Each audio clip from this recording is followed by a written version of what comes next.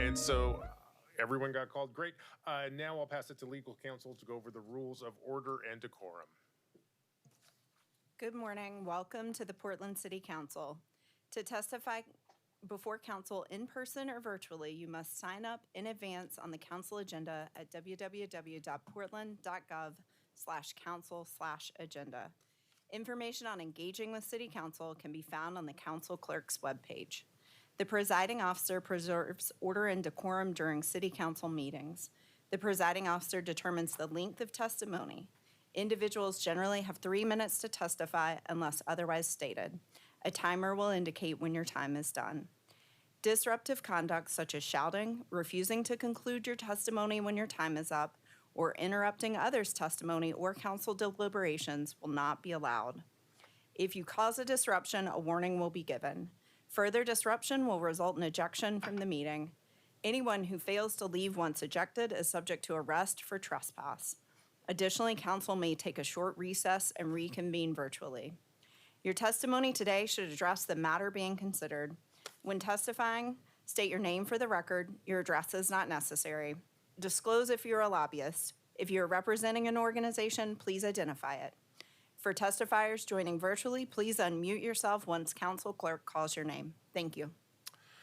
Thank you. And I'd like to acknowledge that today is our first day holding council in person since mid-November when we moved virtual for a short period of time. We're also in a new temporary location while City Hall chambers are being renovated. I'd like to thank the 1900 building community for welcoming us into the neighborhood for the next several months. And thank you with that. And Keelan, I'd like to start with communications today. Keelan, please call item 61. Request of Robin Jensen to address council regarding need for safer bike lanes and infrastructure. Robin is joining us online. Great.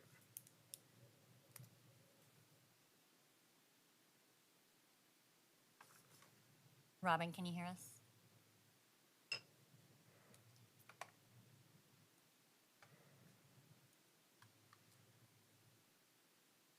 Robin, are you there? We can't hear you.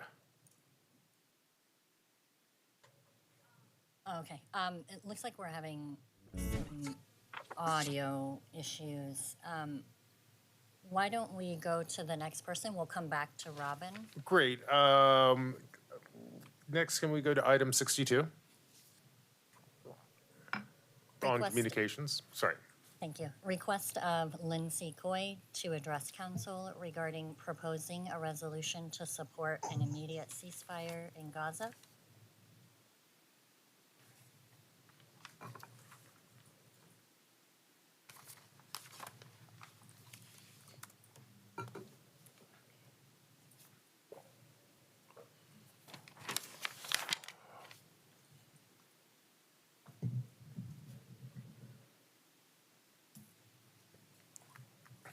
Welcome. Let's see, 2 minutes today, 3 minutes? 3 minutes. 3 minutes. Welcome. Please begin your testimony. Thank you. As a born and raised Portlander, former homeless youth, Miss Junior Gay Pride of Portland 2013, a Lincoln High School alumni, brick and mortar small business owner, and a Portland Means Progress member, I am deeply personally and lovingly invested in the safety, prosperity, and happiness of all of our community. A community that dreams of liberation, of freedom of expression, of the celebration of the constellations of each of our individual communities' cultures, and a stable, safe ground to actualize these simple, essential human goals. I'm here today because these essential human goals have been threatened and denied repetitively locally.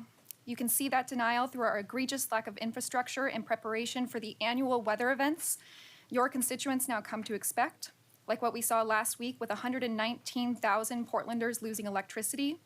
You can see that denial through our shameful number of houseless neighbors denied basic life-saving resources like tents. You can see that denial through City Council's deafening silence on our complicity in the genocide of Palestinians. This deafening silence is purposeful. This deafening silence is planned.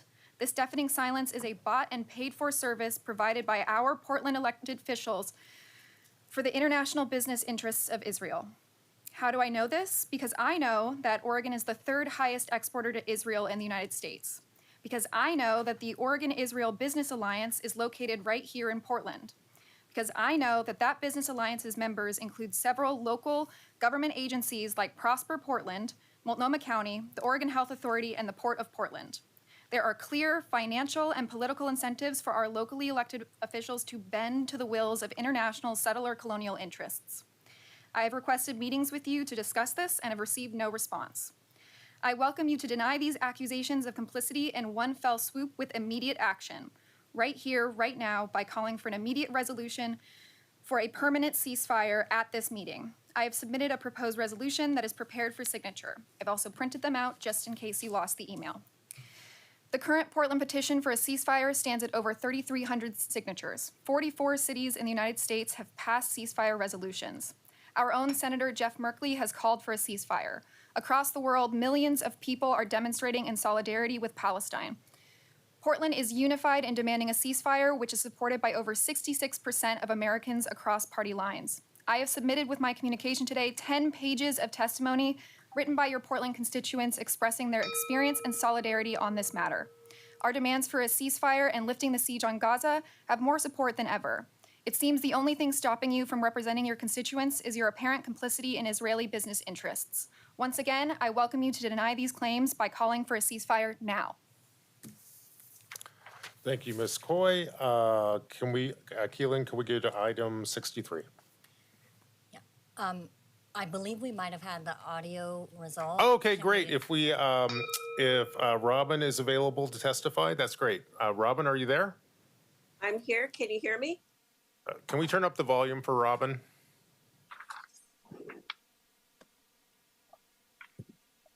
Can you hear me now? It's very faint. You're faint on our end, but you're coming through. Is that something we control or Robin controls? Do we know? I think it's what you control because my volume is all the way up. She sounds good now. Okay, you sound great now, Robin. Thank you so much for joining us. 3 minutes for public testimony, and begin at any moment. Okay, I'll go ahead and start. Good morning. My name is Robin Jensen. I'm a driver, cyclist, and a pedestrian who chooses the latter two as my main modes of transportation. I love Portland because of the cycling community and the commitment of you, our city government, and PEBOT to increase the bike and walkability of Portland to reduce our carbon footprint, making our roads safer for pedestrians and cyclists. Many of my friends choose to commute and shop by bike as it is both mentally and it has both mental and physical benefits, especially stress release from the day's work. Some commute all the way from Milwaukee to downtown Portland by e-bike. It's faster than driving. I even have strangers tell me how biking to and from work has reduced stress, making their family time pleasant again. How cool is it that our bike bus was on Access Hollywood on January 11th? We made national television.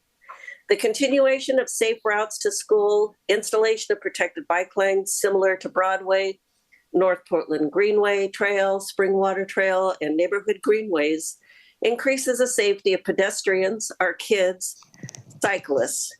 This would bring even more national attention to Portland, you and PEBOT. We want Portland to be a national leader. When I'm walking or riding my bike, I can interact and see things in downtown Portland that I can't if I'm driving. I can easily stop, into a store or cafe, supporting our local, unique small businesses. With the protected bikeways, trails, and greenways, my commute is much quicker and safer, though I still need to take care as vehicles are still running red lights, stop lines, and go through the no turn, on red traffic signs. I am confident that with your guidance, Portland can become a leader of how to make a city more pedestrian, biking, and mass transit friendly and effective while reducing our carbon footprint. Have you seen George Hahn doing all of the commercials for New York City about transportation and biking? We can do the same thing. It makes it being cool. In closing, I would like to thank you again for moving forward to make our Portland a safe community for all. Thank you. Thank you, Robin. We appreciate your testimony. Me in particular, I'm the commissioner in charge of PEBOT. I want to let you know that later on this morning, this council will hear a proposal that will enable PEBOT to accomplish many of the goals that you're talking about. So I encourage you to stay tuned or to come back and visit the video from today's council session at your convenience. And we sure appreciate you testifying today. Thank you very much. And with that, Keelan, can we go to item 63, also on comms? Request of Erica Montgomery to address council regarding proposing a resolution to support an immediate ceasefire in Gaza.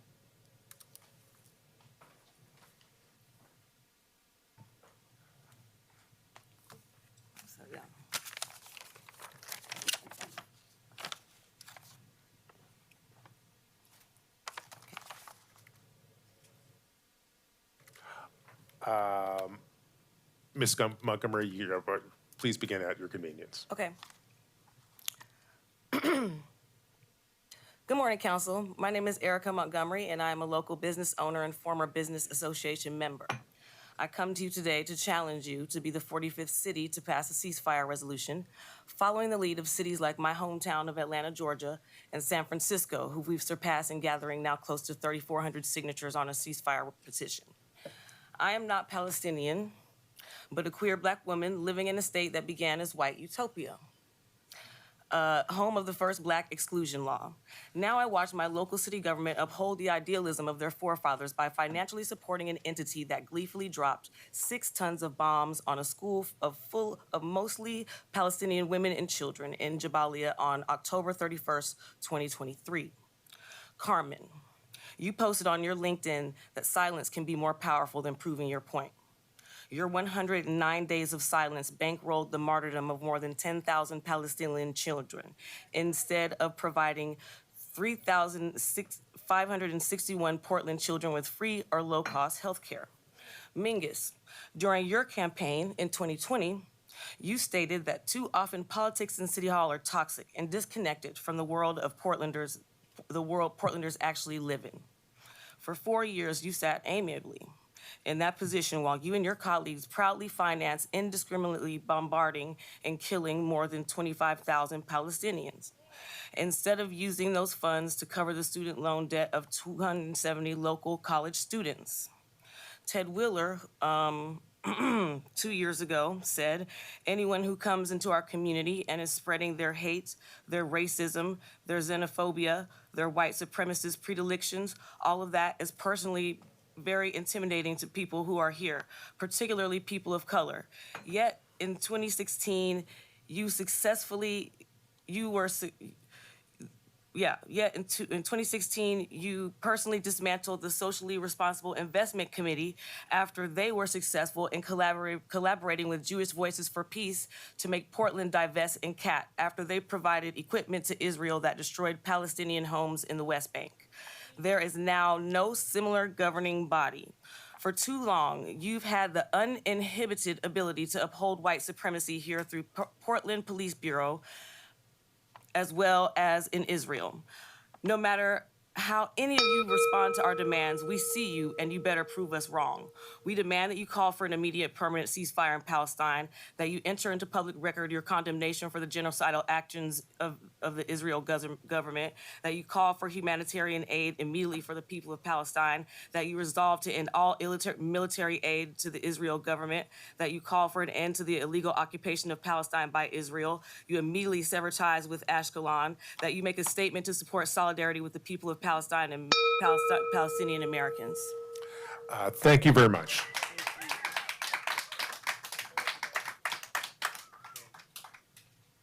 Keelan, can we go on to the next item on communications? I believe that's number 64. Request of Britt Snipes to address council regarding proposing a resolution to support an urgent ceasefire in Gaza. Welcome, 3 minutes. Thank you. My name is Britt Snipes. I stand before you all today not merely a small business owner, but as a human, echoing the suffering of those killed by our government's continued misplaced priorities. It is essential to reflect on the gravity of our decisions as a nation and as a city, especially whenever we're all witnessing a mass execution of people for every day for over 109 days. This experience should fundamentally change you. It should become the first thought upon awaking and the last haunting echo before you sleep. It has been for me. For those of you sitting in front of me, choosing to avert your gaze and turning a blind eye, I want to ask you something. Would you have ignored the genocide of indigenous people that this country was founded on? Would you have ignored the despicable brutality of slavery or the atrocities in Vietnam? The transcendental activism that you pose, calling Portland a progressive city, not only reflects a superficial engagement with ongoing social issues, but mirrors the ominous historical trend of ignoring atrocities. Your paid for and calculated silence not only fosters a complicit atmosphere, but it also resonates with the haunting history where humanity faltered in the face of unfolding horrors. This urgent call to action is not just a request, but it is a mandate. We demand that you boldly confront the humane injustices and war crimes that are being committed. Witnessing the slaughter of innocent Palestinians by the Israeli government, which is funded by the United States and our tax dollars, is gut-wrenching. If you still support Israel at this point, you must enjoy seeing colonized people being murdered and tortured. There is absolutely no other way. It is clear that Israel is not defending itself. It is so clear that they are attempting to not rescue the hostages, and Palestinians are being executed at an average rate of 250 people per day. This massively exceeds any death toll of any other major conflict in decades. Why does Israel have free healthcare? Why do they have free university? Things we are told we cannot afford in the United States. Instead of sending money to Israel to pay for people to thrive there and fund a genocide, let us invest that money into our own communities. As a small business owner, one who pays exorbitant taxes in Portland, I demand accountability where my money goes.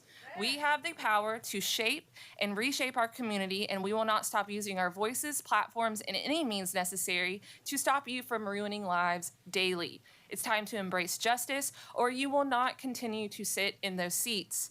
Awareness has dawned not only on your complicity within this council, but as on the unapologetic support of the United States as an ongoing war machine. Thank you. Thank you very much. And Keelan, I believe we have one last speaker on communications. That's number 65.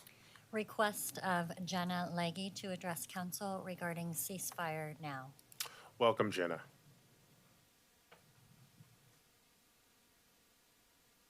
Morning. Morning. Jenna has yielded her spot to me. I'm Alexandria.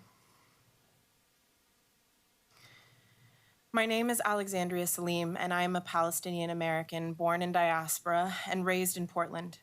I'm a florist, farmer, and cultural worker who assists in running several community spaces across the city, including Swana Rose Culture and Community Center and the Center for Study and Preservation of Palestine. I am here representing 4 generations of my family, displaced from our home village in Palestine since 1948, my 2 children being the youngest. I'm here today to emphasize that this global issue has deep local repercussions and requires you to take action. I am testifying today to urge you to support an immediate and permanent ceasefire and the entry of urgent humanitarian aid into Gaza. Every day that the massive bombardments continue, more people are dying. Children, pregnant women, everyone in Gaza are being denied the very basic essentials of life, leading to more unimaginable horrors of suffering, hunger, dehydration, and disease. I look at my children and I think about the countless families who have been sheltering in schools, 69% of which are now damaged or destroyed completely. I am shattered as I hear from my family of the unlivable conditions of displacement, all without homes to return to. As Palestinians, it is painfully clear that every day without a ceasefire, there is unprecedented loss for our communities in Portland and globally. It has been unimaginable to watch the city I've grown up in, raise my kids in, be absolutely silent in the face of the most deadly military campaign of the 21st century.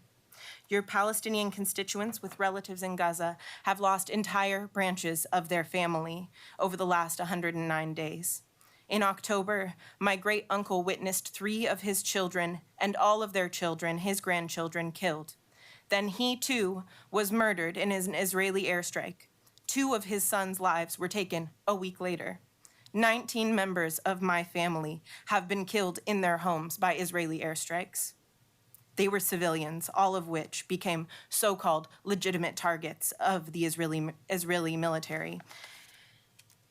And those are just the relatives we know have been confirmed as martyrs. There are many more we have lost communication with or who are still unidentified and lost under the rubble. My family's story is mirrored by countless other Palestinians in Portland. Every day that our representatives are silent, we, your Portland constituents, lose more and more family. Now is the moment where all of us have a moral obligation to speak out. We are witnessing a genocide, and we bear responsibility, all of us, to do what we can. Your constituents are urging you to add Portland's voice to the more than 44 other local governments who have called for an immediate ceasefire. Do your part to stop the killing. Introduce a ceasefire resolution now. Thank you. Thank you, Alexandria.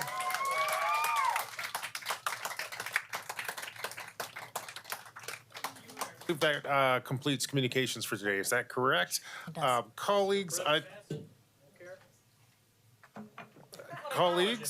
I'd like to, colleagues, now we have some guests who have come in to talk about a very important item. I'd like to go to our time certain. Can we read items 66 and 67 together, please? Item 66, refer a measure to city voters for the May 21st, 2024 election, authorizing the extension of a program dedicated to street repair, maintenance, and traffic safety through a temporary 10 cents per gallon tax on motor vehicle fuels in Portland for vehicles not subject to weight mile tax. Item 67, amend tax rate code to extend a heavy vehicle use tax to fund Portland street repair, maintenance, and traffic safety program.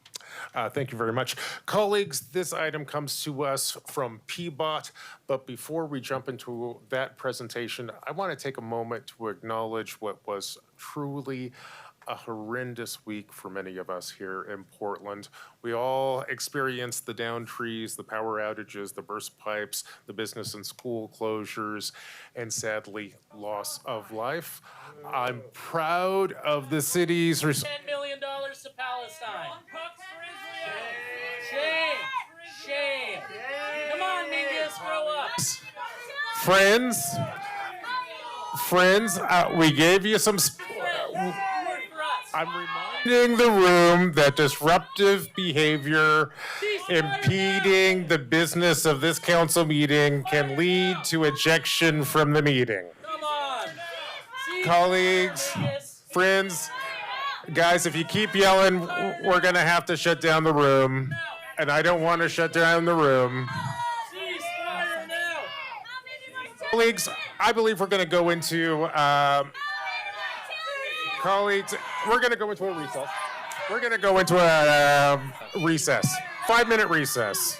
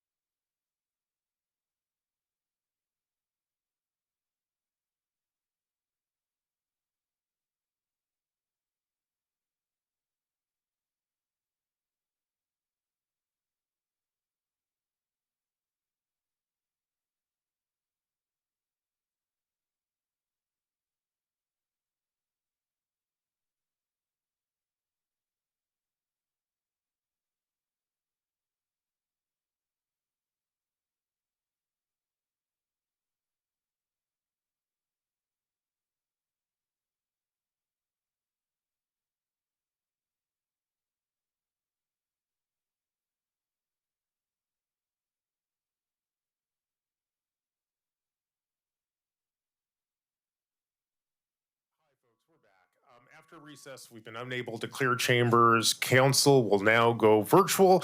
Members of the public can remain in this room.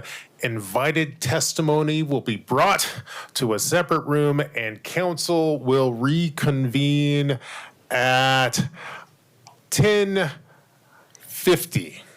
Thank you very much, and I apologize for the delays.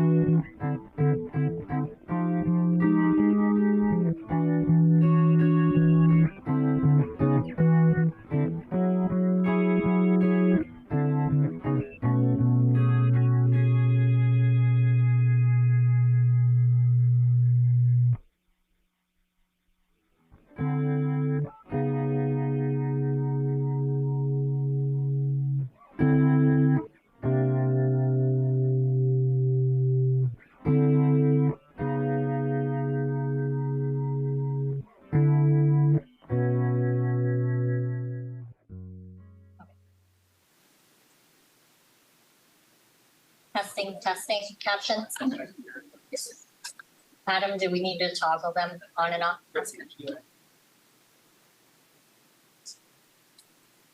Okay, they're good. All right, thanks.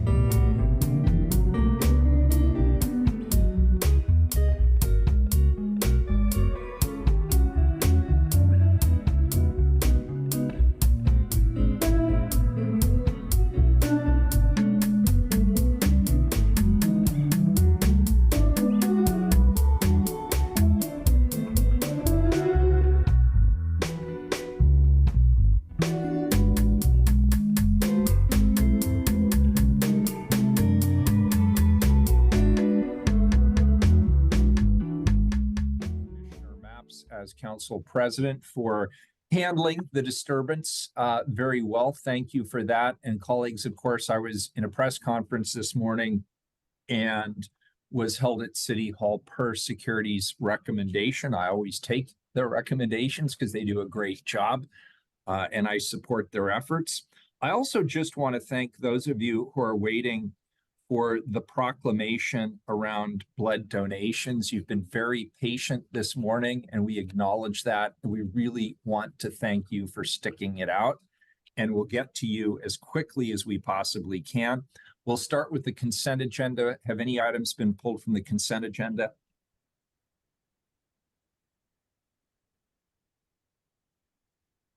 Elin, I can't hear you. Yeah, sorry, Mayor, is just getting unmuted. No items have been pulled. Please call the roll. Rubio, Aye. Ryan, Aye. Gonzalez, Aye. Maps, Aye. Wheeler. All right, the consent agenda is adopted. We will go to the first item. Actually, you know what? Should we get to, maybe we should do the proclamation first, since these folks have been waiting. Does anybody object if we do that? That's fine. I also want to acknowledge I got folks here for a PEBOT item who've been very patient. I also, like everyone on this council, I'm deeply concerned about the current state of our blood supply, and I'd love to get that message out. All right, so why don't we go ahead then with that in mind, Commissioner? Let's go ahead and do it in the order that was originally prescribed, but let's, as we present, let's also just remember that there's people who are probably getting late for other things. So let's do the first time certains. They're read together, please. Time certain 66 and 67.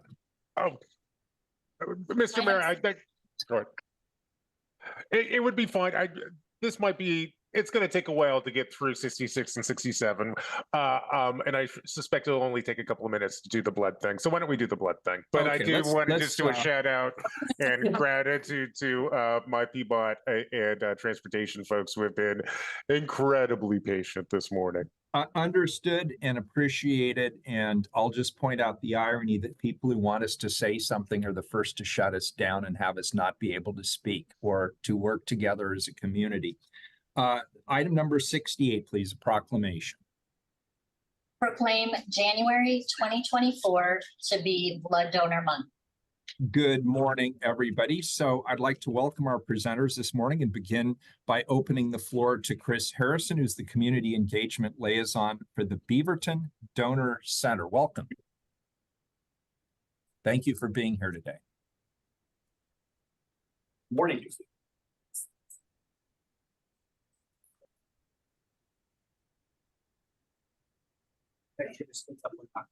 It's big, yeah. Good morning, Mayor Wheeler and Portland City Council. My name is Chris Harrison, and I'm the Community Engagement Liaison for the brand new Beaverton Donor Center. We recently opened in October 2023 to help provide even more convenient blood donation opportunities for the greater Portland metropolitan area. We do service all the way out to Forest Grove, but including the greater Portland area and even down to Woodburn. Bloodworks Northwest is the local nonprofit blood bank of the Pacific Northwest. We've been around for over 70 years, and we have 13 blood centers from Bellingham down to Eugene. So our support local, our donate local, and our support local hospital message rings loud and clear throughout the year.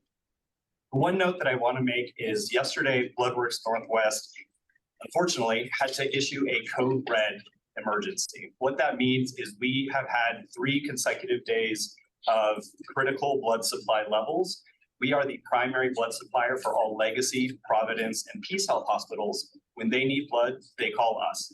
In this situation, we are asking everyone, if you are able to donate, if you think you are eligible to donate, now is the time, now is the need. When we are asking Portland City Council to recognize Blood Donor Month, we are very appreciative of this. The timing is truly a perfect storm. Due to the recent ice storms, the weather conditions, we had to cancel many drives in the area with great community partners who tried to make this work, but it was ultimately about safety. And we also had many canceled donation opportunities, even in the coming weeks, that are potentially in jeopardy. Lastly, we have over 23,000 appointments across the Pacific Northwest over the next 3 to 6 weeks that are still available, and over 5,500 appointments in the next 10 days. If you can donate, please donate. Please reach out to us. We're available at bloodworksnw.org/giveblood. I've spoken a lot, so I'd like to introduce my colleague, Jacob Cole. Hi, thank you so much for having us here today. I'm just Jake Cole. I'm the Donor Services Supervisor for our new Beaverton Center. I've been with Bloodworks for almost to be 10 years this year. And we've we just opened up a new blood center over in the Beaverton area, but we've been servicing this area for at least the time that I've been here, and which is quite a while. Between our center at Beaverton that we just opened back in October, between that and our mobile team and our collection teams that we've been operating from before this in Vancouver, Washington, we've been servicing like the greater area here with all of our province hospitals, legacy hospitals, and Peace Health hospitals in the surrounding area as well. It's all that blood comes from us, and it comes from our community. So if we get more people to come out and help us out, that would be amazing. And I just want to say thank you again for our time, and I was passing on to my colleague here, Dylan Smith, and he's supervisor for Vancouver Center. Hello, everyone. Yeah, it's like Jake said, my name is Dylan, and I am the supervisor for our Vancouver Donor Center. I not only want to just thank you for having us today, but share a personal story regarding Bloodworks as well. I've worked for Bloodworks for about 6 years, and as a gay man, I haven't been able to donate and support our own mission up until recently. Thanks to Bloodworks research and all the work that has been put into our research, we were able to and hopefully it's the connection broke out a little bit. Thanks to Bloodworks research, we were able to push for the MSM deferral, which is a men who have sex with men deferral, to be lifted on December 6th. So back in December, I was able to donate for the first time with an organization that I not only love, but support. And moving into this year, and I get to actually be a part of Blood Donor Month in January of 2024. So it's very exciting. And again, thank you so much for having us. And I will turn it over to Lauren Reagan. Thank you so much. And thank you, Mayor Wheeler and City Council and our partners behind us of PEBOT. Thank you for your patience also. My name is Lauren Reagan, and I'm the Community Engagement Liaison for I'm based out of Vancouver, but we do cover the downtown Portland Metro along with our partners at Legacy. As you heard from my colleagues, Code Red has been issued. We are trying to expand to give more opportunities for people as they work from home to come out and compete.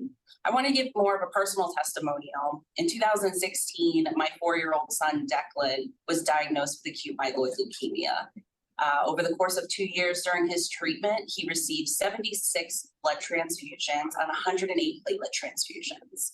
Now, he lost his battle in 2018. And when he was put in hospice care, the only thing that kept him alive, where the doctors had said he'll only live 2 weeks, he stayed with us for another 5 months. And that was due to Bloodworks Northwest blood donors. He would go to the hospital twice a week. He was receiving anywhere from 4 to 8 transfusions weekly. But that gave us as a family 5 additional months. And that's kind of what led me to this position and my passion behind it. As a mother of a child receiving care, I never once sat at Randall Children's Hospital or OHSU Dornbecker thinking he might not get what he needs. The blood was always there. When a code red is issued, our hospitals are going to have to start triaging those patients. Chris and I will start fielding calls within the coming weeks from cancer patients or family members of cancer patients because their doctors have determined, yes, they do need blood, but maybe they can hold off a day or two.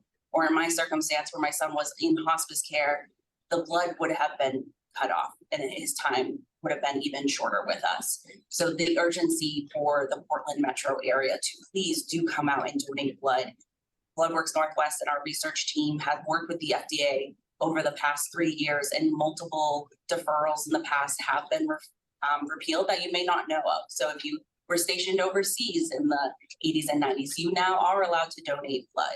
So please visit our website, please come out. We are at your local hospitals. We are hosting blood drives every single day. We have 2 centers that are open over the weekends. The need is now, and we want to make sure that we prevent a public health emergency by issuing this code red. So thank you so much for your time.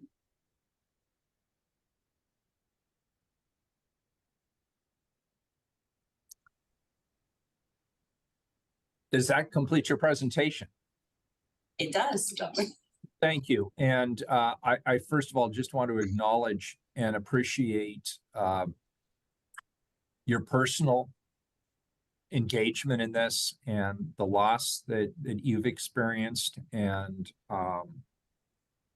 frankly, how moving it is that you're setting forward to help the community at large. That is really, I think, the best of what we have to offer, and I really appreciate you for that. Commissioner Mapps. I actually have a question that I'd like to start out with. Do we have an estimate of how many days, I don't know quite what the metric is for this, but how many days of blood supply we have in the Portland metro area?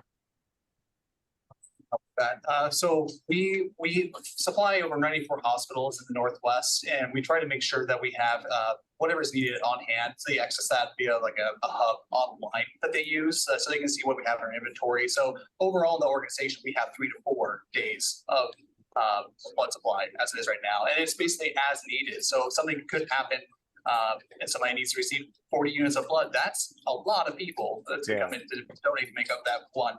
For that one person, it's quite a bit that we go through. So when we say 3 to 4 days, it could be even less. Thank you very much. I'm disturbed to hear that.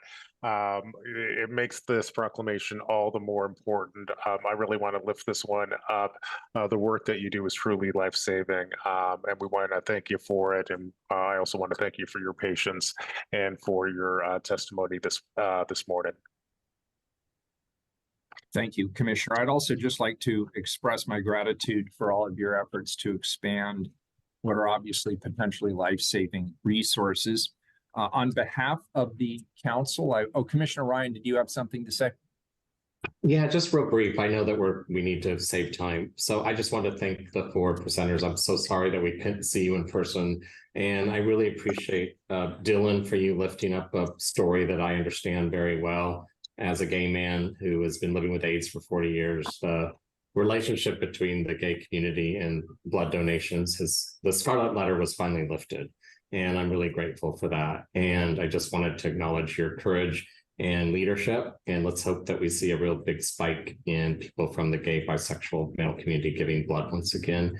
And to the good mother, thank you for taking your tragedy that no one could ever really understand in their own heart and head, except to say that I really see you and I appreciate that you've taken that experience and now are a leader at an organization that we need to lift today. So thanks for being here. And Mr. Mayor, if I could ask just one more question. Yeah, go ahead, Commissioner Mapps. Could someone on the panel remind us what website that we would go to make an appointment to donate blood? Again, I know it was presented in your presentation, but I want to make sure that folks can find that if they need it. Please visit www.bloodworksnw.org/give-blood. And that's going to pull up a geolocation map to find the closest, most convenient blood drive closest to you. It might be at one of our blood centers. It might be at a local church, organization, and business. And we look forward to partnering with Portland and the city as well for more drives in the future. Great. Thank you so much. I appreciate that clarification. All right. Thank you, everybody. On behalf of the Portland City Council, it's my honor to read the following proclamation. Whereas the United States is experiencing the worst blood shortage in over a decade, and the local blood supply has hit emergency levels.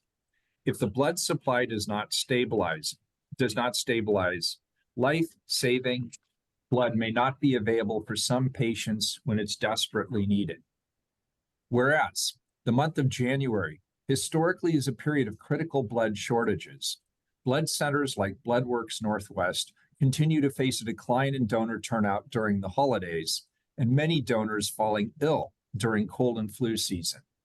And whereas on December 31st, 1969, the President of the United States, Richard Nixon, signed a proclamation designating January as National Blood Donor Month. This observance is meant to honor voluntary blood donors and to encourage more people to give blood. And whereas the mission of BloodWorks Northwest is saving lives through research, innovation, education, and excellence in blood, medical, and laboratory services in partnership with our entire community. As part of this mission, BloodWorks Northwest supplies 95% of the Pacific Northwest's blood. And whereas BloodWorks Northwest supplies blood products to all Providence, Legacy, and Peace Health hospital systems in the Portland metro area and Southwest Washington region. And whereas Legacy Emmanuel and Providence St. Vincent Medical Centers have partnered with BloodWorks Northwest to host monthly blood drives in their conference rooms. Now, therefore, I, Ted Wheeler, Mayor of the City of Portland, Oregon, the City of Roses, do hereby proclaim January of 2024 to be Blood Donor Month in Portland and encourage all residents to give back by donating, volunteering, or giving blood. This life-saving work is vital to strengthening our community's resilience. Thank you all for being here today and sharing this important message with all of us in Portland. Thank you. Thank Thank you very much. Keelan will now move to the first time certain items number 66 and 67, a resolution and a non-emergency ordinance respectively. Item 66, refer a measure to city voters for the May 21st, 2024 election authorizing the extension of a program dedicated to street repair, maintenance, and traffic safety through a temporary 10 cents per gallon tax on motor vehicle fuels in Portland for vehicles not subject to weight mile tax. Item 67, amend tax rate code to extend a heavy vehicle use tax to fund Portland street repair, maintenance, and traffic safety program. Commissioner Maps. Thank you, Mr. Mayor. Now, before I jump into our presentation today, I just want to take a moment to acknowledge the incredibly challenging week that all Portlanders just endured. Of course, we experienced downed trees, power outages, burst pipes, business and school closures, and sadly, of course, the loss of too many lives. I'm proud of the city's response, especially as it pertains to PEBOT. Throughout the storm, PEBOT crews were working around the clock in sub-freezing temperatures to keep our roads clear, especially for our emergency responders, our urban forestry crews, PGE workers, and for people trying to access warming shelters. And our PEBOT communications team also worked long hours to keep Portlanders updated on road conditions. Their social media posts last week were viewed many, many thousands of times daily. I would be remiss if I didn't take a moment to acknowledge the incredible work done by our leader over at PEBOT, Director Williams. Her leadership during this time of challenges has been truly incredible. Speaking of incredible, my personal and official thanks to Jody Yates, PEBOT's Group Director for Maintenance Operations, and her entire team throughout the storm has just been amazing. You know, crews all across all divisions, but particularly those in Division 2, the West Hills, who faced harrowing conditions as they responded to the snow and freezing rain amidst heavy winds and falling trees and down power lines. They just did incredible, heroic work. Same thing is true for our signals and street lighting electricians who were out there in the elements throughout this storm, reconnecting traffic signals, repairing crossing beacons and streetlights in the coldest of winds and snow. Finally, I want to thank all the Portlanders who stayed home during the worst of this storm. Your smart choice right there allowed PEBOT to plow, salt, and de-ice the roads and keep them clear for first responders and public transit. Now, of course, it's time for all Portlanders to get out and support all of our wonderful local businesses that have struggled over the past week. Now, on to the main item for us today. We have two items coming from me. These items create a pathway for funding that will help PEBOT continue to provide the critical services that help keep Portlanders moving. The first item is a resolution to refer a renewal of the local 10 cents gas tax that has been in place since 2016 to voters for the May 2024 ballot. If the 10 cents local gas tax is renewed, it will generate an estimated $70.5 million over 4 years through the Fixing Our Streets program. This revenue will be invested in maintenance, paving projects, and a variety of community street services, such as filling potholes, maintaining signals, traffic calming, and safer streets projects on both busy and neighborhood streets. Now, this proposal will keep the gas tax at the same rate, so voters will pay the same rate as they have since 2016. And I want to repeat and underscore that we are not increasing taxes here. Instead, this is a straightforward renewal of a long-established and proven program. The average driver will continue to pay roughly $5 a month through this program. The second item in this ordinance today, or the second item before us today, is an ordinance to continue the complementary heavy vehicle use tax. The heavy vehicle use tax is a tax on vehicles that pay Oregon's weight mile tax.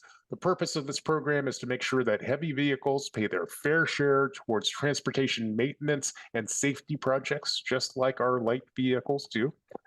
This has been a critical component of the program since 2016, and staff in a few moments will provide more details on how that works. But before we get to staff and invited testimony, let me provide you with some history about how the items before us today got to here. In 2016, Portland voters approved the initial 10 cents per gallon local gas tax. This tax was renewed again into 2020 with 77% support from the voters. Since the beginning of the Fixing Our Streets program, PEBOT has used a community oversight committee to ensure accountability. This group helps to oversee budgets, projects, and schedules and ensure the program delivers for the people of Portland.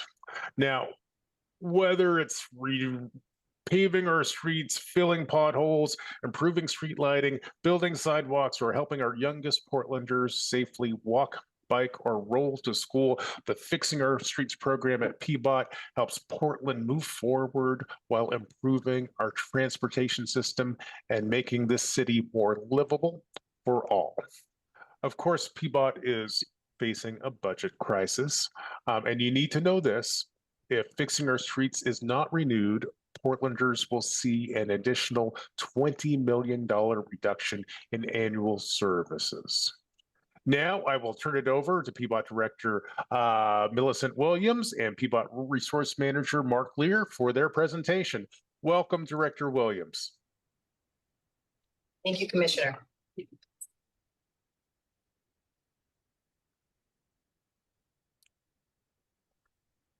Thank you, Commissioner Matz, Mayor Wheeler, and members of the Portland City Council.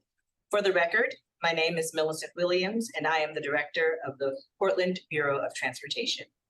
I'm pleased to be here this morning asking you to send the 10 cents local gas tax renewal to the May ballot and for the first reading of the ordinance to extend the heavy vehicle use tax. More than ever, these are critical funding sources for the basic maintenance and operations of the Portland Bureau of Transportation. As you know, as you've just stated, we are facing a funding crisis at PEBOT and have been working to identify the necessary funding to allow us to continue to deliver critical maintenance and safety projects throughout the city. While today's actions won't solve our problems, if the heavy vehicle use tax and gas tax are not renewed, our challenges will be much greater. Next slide. The Fixing Our Streets program is one of PEBOT's signature programs. Whether it's repaving our streets, filling potholes, improving street lighting, building sidewalks, or helping our youngest Portlanders safely walk, bike, and roll to school, Fixing Our Streets helps Portland move forward while improving our transportation system and making this a more livable city for all. Next slide, please. Over the past 8 years, the 10-cent local gas tax and heavy vehicle use tax have raised approximately $150 million that has been invested in thousands of improvements. We have repaved about 80 lane miles of city streets, repaired over 40,000 potholes, and made hundreds of safety improvements across Portland, including safety projects by schools, sidewalk investments, and critical improvements on the high crash network. Next slide, please.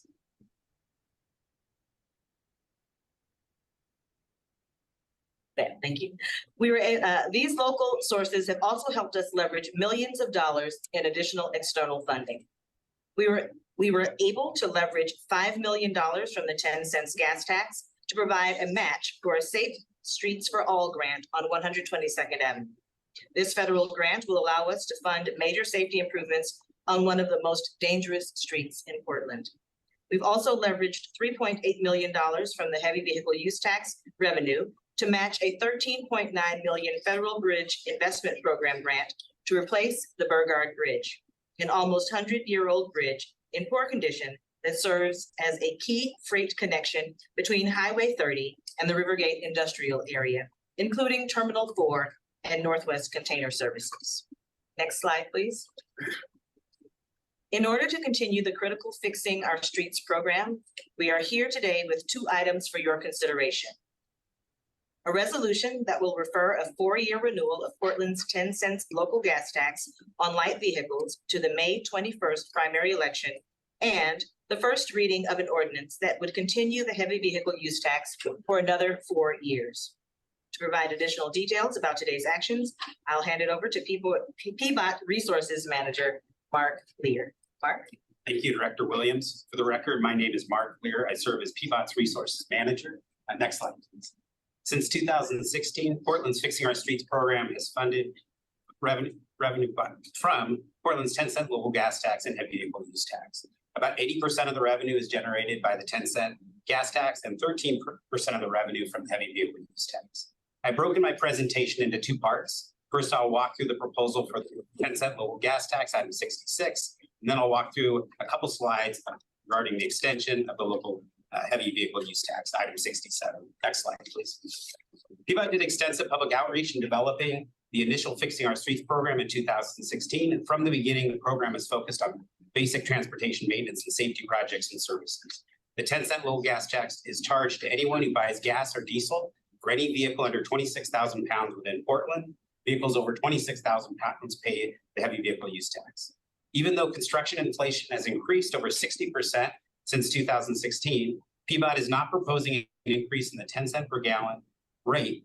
Polling completed in late October did not show support for an increase beyond the 10 cents. The average Portlander will continue to pay $5 per month. Next slide, please. As you can see in this pie chart, the 2020 to 24 proposed allocation continues to be focused on basic maintenance and safety investments. 1/3 of the revenue is allocated to smoother street paving and maintenance projects. 1/3 is allocated to safer streets projects, and 1/3 to citywide community street services, which is a combination of citywide maintenance and safety services. In May 2020, we received 77% support from the voters for this allocation, and given the strong support, we are not proposing major changes to this allocation for the 2024 to 28 program. As I mentioned, this allocation was informed by extensive public outreach. I will describe each of these 3 allocations in more detail. Next slide, please. The $23.5 million allocated to the Smoother Streets project funds preventative maintenance like grind and inlay and sealing treatments that preserve and extend the life of our roads. It's estimated that every dollar spent on preventative maintenance saves $8 to $10 in costly reconstruction projects. This work includes reconstructing corner programs to improve accessibility, upgrading pavement markings to current standards. It also includes installing high visibility crosswalks and adding striped buffers to bike lanes where space allows. 19 million of the 23 million is allocated, 23.5 million is dedicated to paving on the most critical streets that benefit the most people and have the most wear and tear. Priority streets include the high crash network, transit and freight routes, and neighborhood greenways. 4.5 million of the paving will be allocated on local streets, and PEBOT will continue to use PEBOT's equity matrix to prioritize locations. Next slide, please. We often hear from community members who want us to be more responsive to routine maintenance and safety requests. This second category of funding focuses on these community street services. Examples of services include filling potholes, maintaining signals, and calming traffic. These are small, regular investments that community relies on, and this dedicated funding will help us meet at least some of our community demands. Next slide, please. The third category is funding is for safer streets projects. It is dedicated primarily to relatively small safety improvements that reduce conflicts, address high crash locations, and lower the speeds on both our busy and neighborhood streets. In addition, we use this funding to leverage external grants, like you heard about on 122nd and the Burgard Bridge project. $9 million will be invested on busy streets with a focus on the high crash network, which, as you've heard before, accounts for only 8% of our system, but 62% of our traffic deaths. $6 million is allocated to neighborhood safety projects for traffic calming, which includes both speed bumps and diverters, safer crossings, and other improvements along our low traffic pedestrian and bike network. And $6 million will be allocated for safe routes to school projects, which help the city achieve our goal of having 75% of our elementary schools traveling safely, walking or biking or rolling to school by 2035. In each of these categories, we will set aside about half of the funding to use strategically for projects that leverage external resources. This approach will ensure that we continue to go after grants like the recently successful 122nd Avenue Safety Project. The other half of the funding will be allocated to ensure investments across the city. To ensure accountability, the Fixing Our Streets program will continue to go through annual independent financial audits. The spending will be overseen by our Fixing Our Streets Oversight Committee, representing many elements of the community that help us achieve our safety and maintenance goals. Next slide, please. I just have a couple more slides summarizing the heavy vehicle use tax. The picture in this slide is a picture of the Burgard Bridge on Lombard near Terminal 4. That's a nearly 100-year-old bridge that is in very poor condition. Burgard Bridge was one of only 9 projects funded nationally from the first round of the Federal Highway Administration Bridge Investment Program.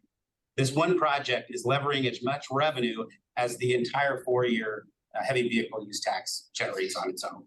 It is an example of a project that we may not have been able to apply for without this local funding source. It's also an excellent example of the strong partnership between the city and the freight community, including the Port of Portland. Next slide, please. As I mentioned earlier, the heavy vehicle use tax is designed to ensure that heavy vehicles pay 13% of the total Fixing Our Streets program.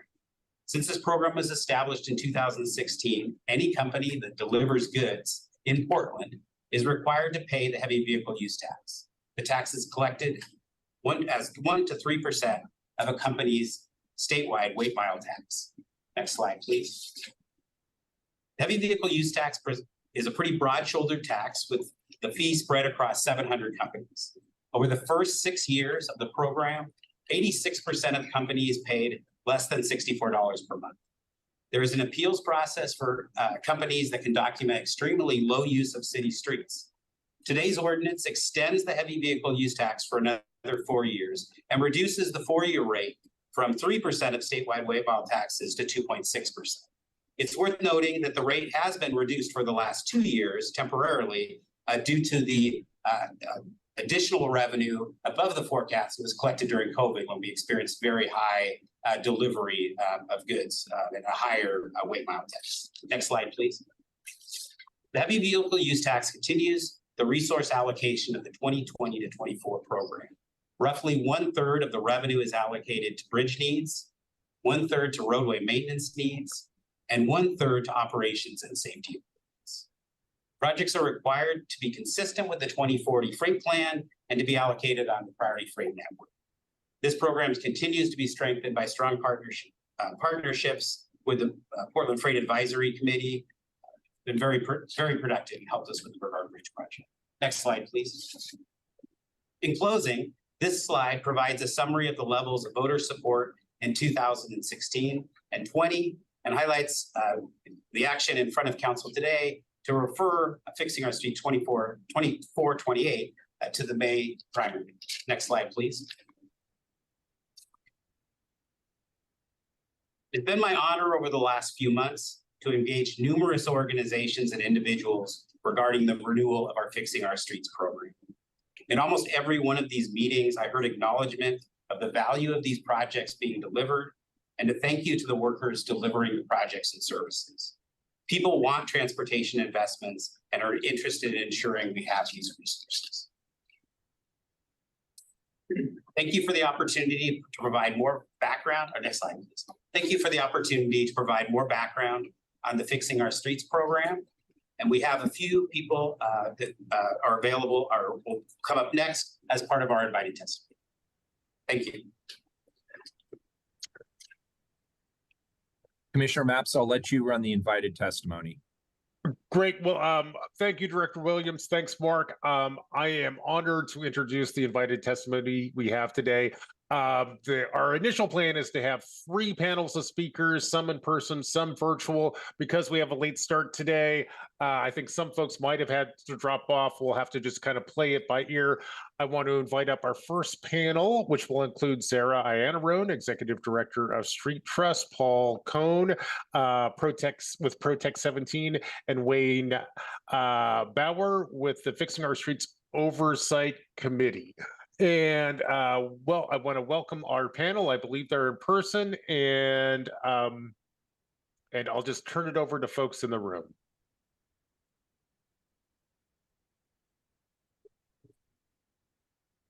Sarah, I think Sarah's online. Yeah, Sarah was here. She's virtual now, I believe. Yeah, I'm afraid. Can you all hear me? Yes. There you are. There's Sarah. Hi, sorry I had to leave. I used the recess to commute over to Lloyd Center, so I appreciate the option to come in virtually. Thank you for making this meeting accessible to everyone. As they said, my name is Sarah Iannarone. I am the Executive Director of the Street Trust. We've been a longtime supporter of fixing our streets, and we've been advocating for better streets in Portland for over 30 years. I just want to start out by thanking all of you and the employees of your bureaus who worked tirelessly last week to ensure our recovery from the storm. It was a painful but important reminder of the extent to which we all rely on really high quality government services to care for our families, to get to our jobs and businesses, and to connect with the basics we need to survive, including food, medicine, and so much more. So thank you to all of you. I know how hard you've been working. Before last week's storm even, our streets were already struggling. They're in worse shape now. Our roads and bridges are in decline, while the costs of maintaining and upgrading them continue to rise. Last year was another record-setting one for traffic fatalities, Portland's highest in 4 decades. One of Portland's deadliest streets, 122nd Avenue, killed 6 people in 2023. 4 people were killed in traffic crashes just in the hours between Christmas Eve and Christmas Day, and those deaths all occurred on our high crash network, where we know most crashes in our city happen. These deaths are preventable and disproportionately affect people walking, people without housing, and people in East Portland. This is no time to be slashing PEBOT budgets or critical staff working to address emergency conditions and a public health epidemic of traffic violence. Yet PEBOT continues to operate in a state of revenue crisis. Since the pandemic, their general tax revenue is down 18%, and the Bureau faces a $60 million shortfall over the next 5 years. And if we meet our climate goals and transition to more sustainable transportation modes, this crisis will only worsen. The Street Trust has been calling on the Oregon Governor's Office and state lawmakers to make funding a safe, accessible, multimodal system a priority in their agendas, and we need your help with this. We need to make sure they understand that we need them to find Portland money and cities like Portland more sustainable funding mechanisms for paying for transportation in the future. We know it's the key to our economic prosperity and a matter of life or death for our communities. We need a shared vision for great streets that are not just thoroughfares, but vibrant community spaces. Rather than the death traps that they are today, our streets can be places that promote local economic growth, support small businesses, and ensure the safety and accessibility of everyone who uses them. But until we have a chance to convene in 2025 legislative session and come up with a path forward for the future of transportation funding, Portland cannot wait. This is a crisis moment, and we need to make sure that we're figuring this out and keeping progress going in the interim. We need to take action now. That is why the Street Trust is asking you, City Council, to refer the Fixing Our Streets renewal to the May ballot, and we're asking all of our neighbors in Portland to support the program. Let's work together to make our streets as equitable, beautiful, and resilient as they can possibly be. Thank you very much for your service today. Be well. Thank you, Sarah. Commissioner Mapps, before we jump in, I just want to note that we're having some bandwidth problems for council. The City Hall Wi-Fi is very unstable, so we keep flashing in and out and potentially freezing. So we might have to at some point turn off our video so that we can actually be heard. And I just want to acknowledge that something's going on here, and we have the Bureau of Technology Services trying to sort it out for us. So apologize if we disappear from the screen. Thanks for that clarification, Mr. Mayor. I was wondering if it was just me. And I think we also have Paul with ProTech Yes. in the room. Thank you. Great. Thank you, Commissioner. Hopefully you can hear me. My name is Paul Cohn. I do work for the Bureau of Technology Services, but it's not my area to make sure everything goes smoothly today. I know Adam and some other folks on the team are working on that. But I speak today as president of Portland, the Portland chapter of Project 17. That's the professional and technical employees, Local 17. We're a union that represents almost 1,000 city employees. That includes 220 Bureau of Transportation employees who make up PEBOT's engineering and planning staff, and a wide variety of other technical roles.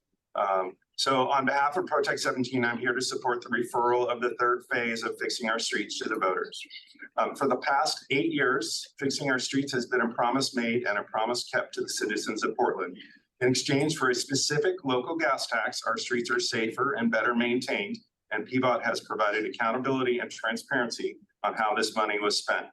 Program managers have focused funds in areas of the city's infrastructure that need them the most, whether by geographic area, transportation mode, or safety gap. And I know they were also looking at things through an equity lens when they worked on those, when they made decisions on many of those projects. Fixing Our Streets has been a model of what a voter-approved tax program can be: transparent and effective, focused and responsive, with a clear cost spent and benefit received. Given the current PEBOT funding crisis, Fixing Our Streets will prevent many of the city's professional and technical staff from facing layoff this year. The losses this staff would be catastrophically expensive for the Bureau. It would severely weaken the ability to deliver projects in the short term, increase reliance on contract engineers to fill gaps until stable funding returns, and ultimately lead to huge costs to rehire and retrain staff in the future. This is the kind of instability that will result in a less effective and less safe transportation network, and runs counter to the desires that Portlanders have repeatedly voiced to their government. By renewing the existing 10-cent gas tax, voters can, with no increase in taxes, it's just keeping it the same, avoid a significant amount of disruption that PEBOT's funding crisis will create. Our union members are proud to work on the projects that have been funded by Fixing Our Streets dollars, and they look forward to the program continuing in the future. The people of Portland have spoken clearly in the last 2 elections in supporting Fixing Our Streets, and they should have the opportunity to renew the program for the 3rd time this spring. Please refer Fixing Our Streets to the May ballot so that voters can make this important decision again. Thank you. I guess it's my turn. I'm Wayne Bauer. I'm the co-chair of the Fixing Our Streets Advisory Committee. I've been working on the advisory committee now for about 6 years. I have another co-chair that he's working, so he had to go to work. I don't have to because I'm retired. Anyway, I just wanted to echo some of the sentiments that you've heard here today, and also talk a little bit about the role of the advisory committee in all of this, and what we plan on doing. We've been introduced to the overall program for this next round. I've seen numerous presentations from PEBOT staff on the previous programs. This one presents another opportunity to continue the existing efforts, but also leaves a little bit more of an open slate to start selecting projects and take advantage, as was mentioned before, of additional funding that could roll PEBOT's way with the addition of other grants and other monies. So we see real value in being able to participate in that and help with the decision-making process moving forward. For example, it was mentioned on 122nd Avenue. We're hoping to see something like that happen and evolve as a result of this project and this funding, or this funding source, to leverage monies moving forward. So we have a large committee with a varied background that can provide a lot of input, but we're really tasked with monitoring the budget, seeing how the money is flowing in, and also help guide and select projects moving forward. And we welcome the opportunity to do that. We're going to meet more frequently than we ever have before as a result of the needs, and look forward to the voters approving the measure, assuming that the commission will forward that on for their vote. And thank you for your time. Thank you so much for your testimony. Colleagues, I believe we now have a second panel of invited guests. We should have representatives from the Getting There Together Coalition, PEBOT's Budget Advisory Committee, and the Columbia Corridor Association. I'll let folks in the room take it over from here.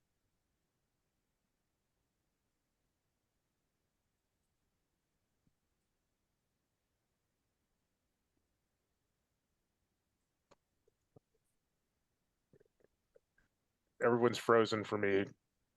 Is anything happening? Ariadna, go first. Got it. Good morning. My name is Ariadna Falcon Gonzalez, and I'm here on behalf of the Getting There Together Coalition, a dedicated group of Portland Metro region organizations who envision a future in which transportation is no longer a barrier to living a full and accessible life.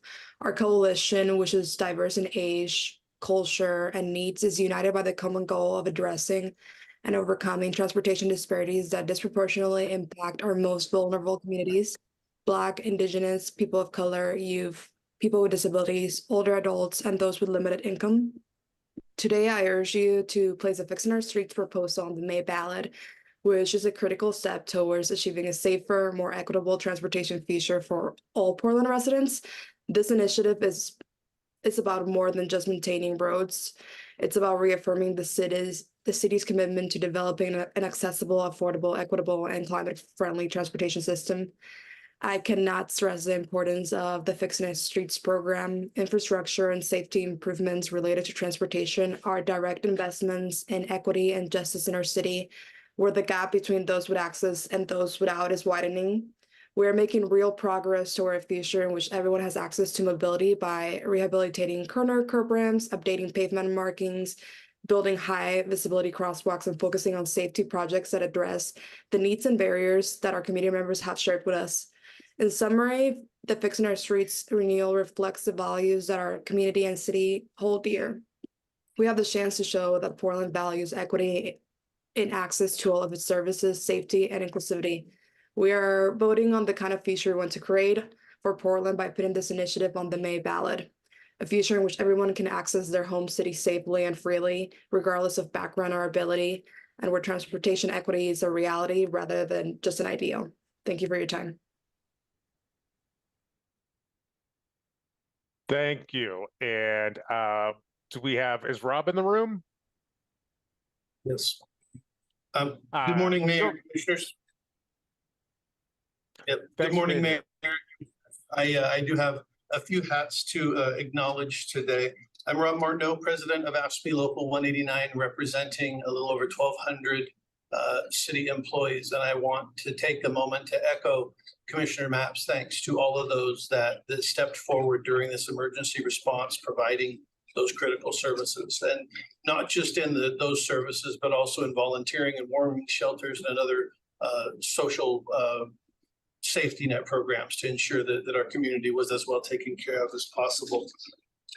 Many of these same people are the same that will face cuts due to the budget shortfalls that are anticipated in this year's budget advice. I also serve as the first vice president of the Northwest Oregon Labor Council, AFL-CIO. This organization has 62 different labor affiliates across our 4-county jurisdiction. The members of NOLAC recognize the importance of a well-maintained and functional transportation system to jobs, economic growth, and overall livability. I want to acknowledge their endorsement and support of the Fixing Our Streets gas tax renewal. And lastly, and primarily, I'm here as a member of the PEBOT Bureau Budget Advisory Committee. The Fixing Our Streets program and the heavy vehicle use tax have brought value to Portland's transportation system, been successful in its objectives, and was overwhelmingly renewed in 2020. While the committee has rigorously discussed the gas tax and its declining revenues, it remains a key component of PEBOT's funding matrix.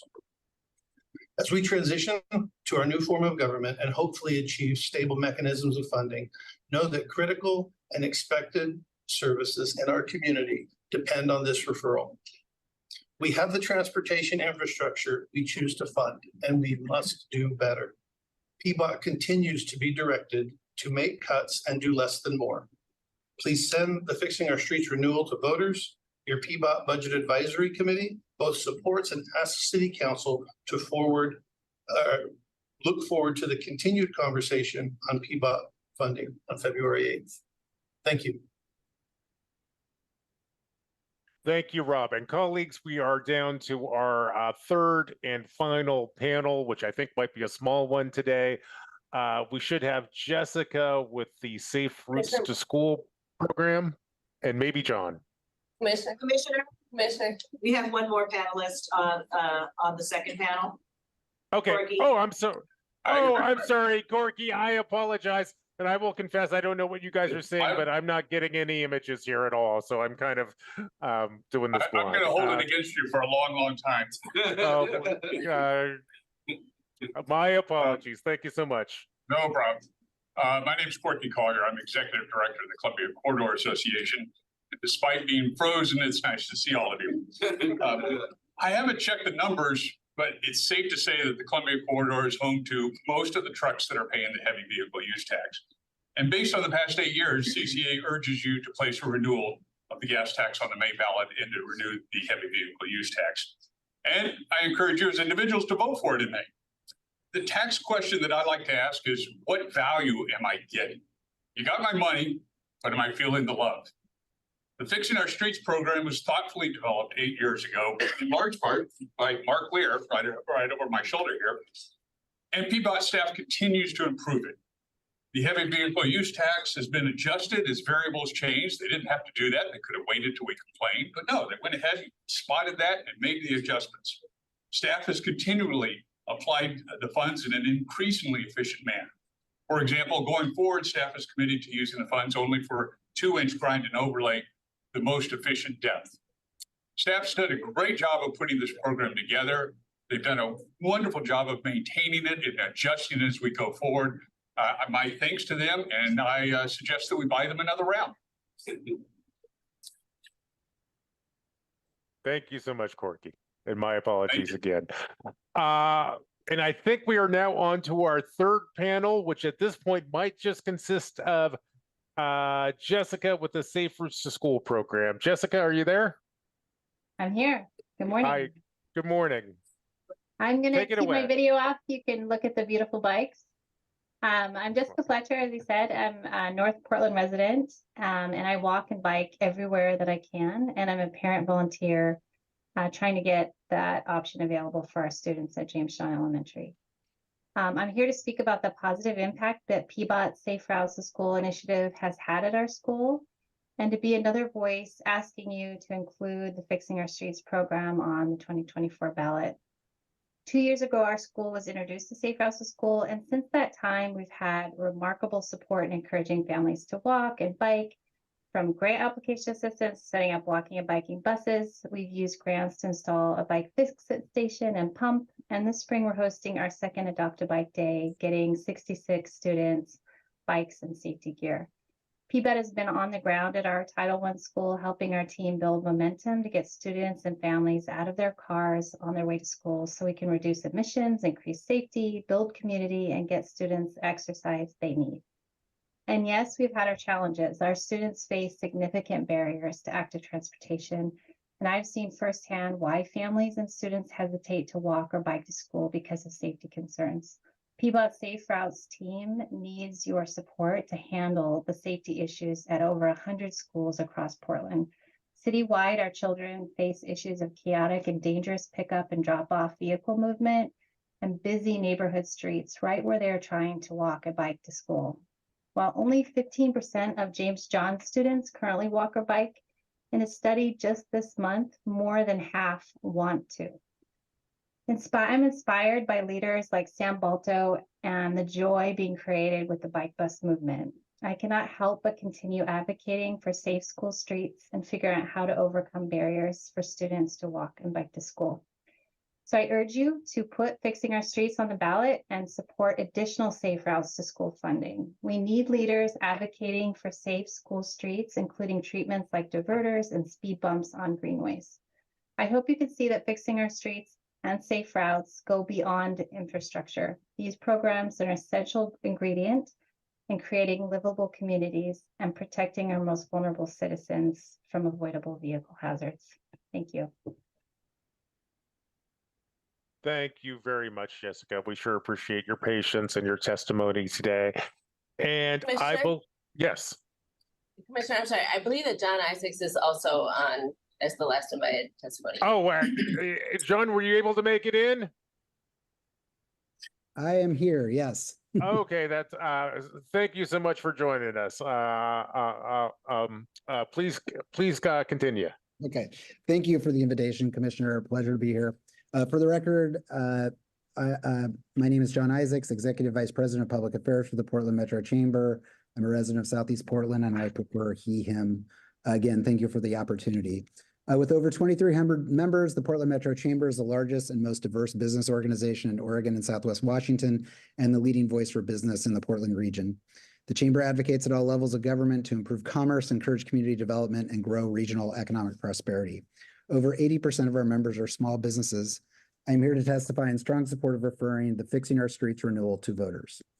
To be clear, the Chamber's process does not allow for a pre-referral endorsement of this measure, but we have partnered with PEBOT on Fixing Our Streets from its inception and have supported the two previous measures. We view Fixing Our Streets, which is one of the only programs 100% dedicated to maintaining and improving Portland's basic transportation infrastructure, such as paving, potholes, pedestrian safety improvements such as safe routes to schools. The approximately $150 million raised and spent by the gas and heavy vehicle taxes to date have been managed transparently and effectively and are worthy of requesting renewed voter support. Continuing to maintain our transportation infrastructure is essential to the movement of goods and services throughout our city and ensuring shared prosperity for future generations of Portlanders. Fixing Our Streets has also enabled PEBOT to be a key partner in essential programs such as the PPS School Improvement Bond and affordable housing bonds. Finally, we commend Commissioner Mapps, Director Williams, and the PEBOT Budget Advisory Committee's decisions to bring a renewal of the current tax rate to the council. We greatly appreciate the decision to align this renewal with Governor Kotek's Central City Task Force call for a 3-year moratorium on new and increased taxes. The city, Mayor Wheeler, and this council have shown unwavering leadership in preventing further growth in our local tax burden, which is critical to maintaining our competitiveness with our peer regions.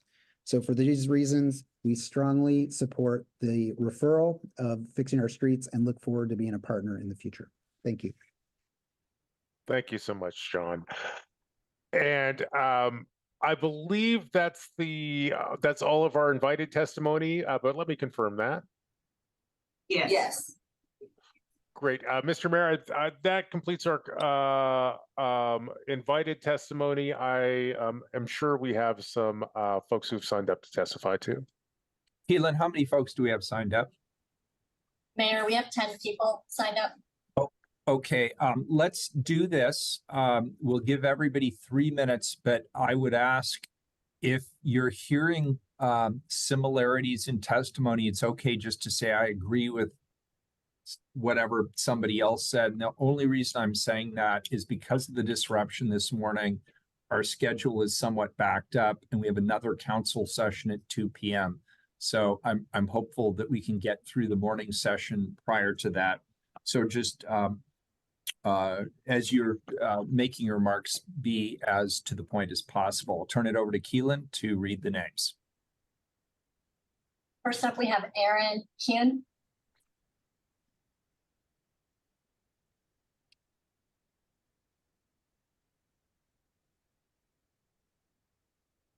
Good morning, City Council, Mayor, Commissioners. My name is Aaron Kean. I'm the chair of Bike Loud, and we speak up for bicycling. I'm here today to encourage you to approve Agenda Item 66 and 67, known together as Fixing Our Streets 3.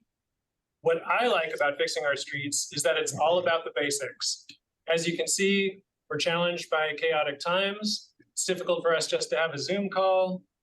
So there's something really appealing about getting back to basics. Fundamental maintenance with minor tweaks to help us get the most of our system, we already have.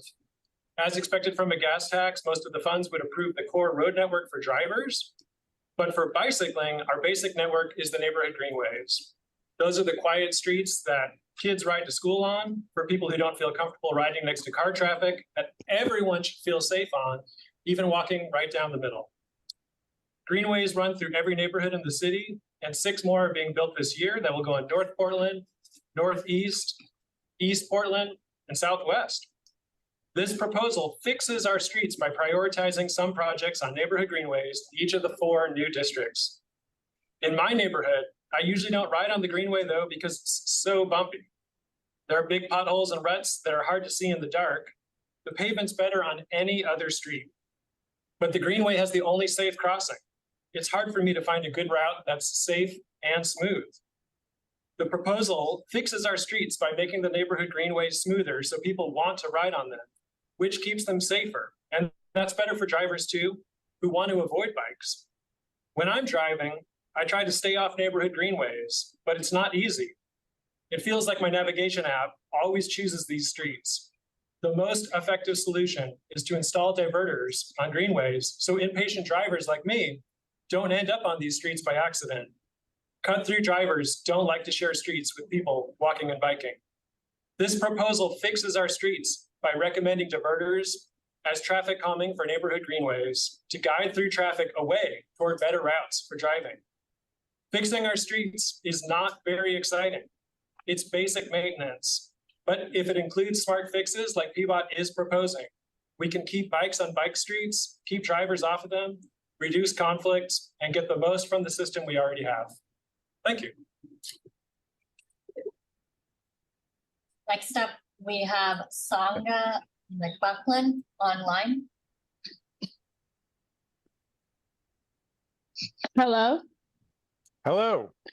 My name is Songa McBuckland, and my colonial name is Demetria Hester. I oppose this bill because all of you are lying about what you're going to do with the money. This happens over and over again. And look at your rolling your eyes, Gonzalez. It's the same reaction that you guys had this morning when we were saying free feed Palestine. But Mayor Wheeler chose not to be there. How convenient. All of this is to say that y'all are colonizers, and all the money that you're pretending in this budget that's going to go to all of the white places that need to be fixed, none of the Black or indigenous neighborhoods. But then here you go, performatively, like you always do, present a budget, lie to the community about what their money is going to go through to, but in actuality, it's going to Israel. Actuality, y'all are taking the money and put it in your pockets. The actuality is that every single one of you have blood on your hands and you're complicit of doing this. Oh, yeah, take a drink of water, be disrespectful like y'all always do. When you hear the truth, you get disrespectful. You tell other people they're disrespectful, but how dare you not come to a meeting this morning, Mayor Wheeler, that you're supposed to be at, but so conveniently you're at the meeting right now on Zoom, because there's never any accountability for the colonizers. There's never accountability. You always do the same thing. You'll lie about the budget, what you're going to spend the money on. Then you have all your white supremacy constituents come and co-sign about the same things over and over again. And then they pass the laws and pass the budgets, and all of the money go in your pockets. And then here we go with the police and how they are reckless and how they destroy most of the streets than the people who are driving to work. But yet we don't want to say anything about I'm that. sorry, this actually, Keelan cut her off. This has nothing to do with the ordinance or the resolution. Next individual, please. Next up, we have Terry Parker.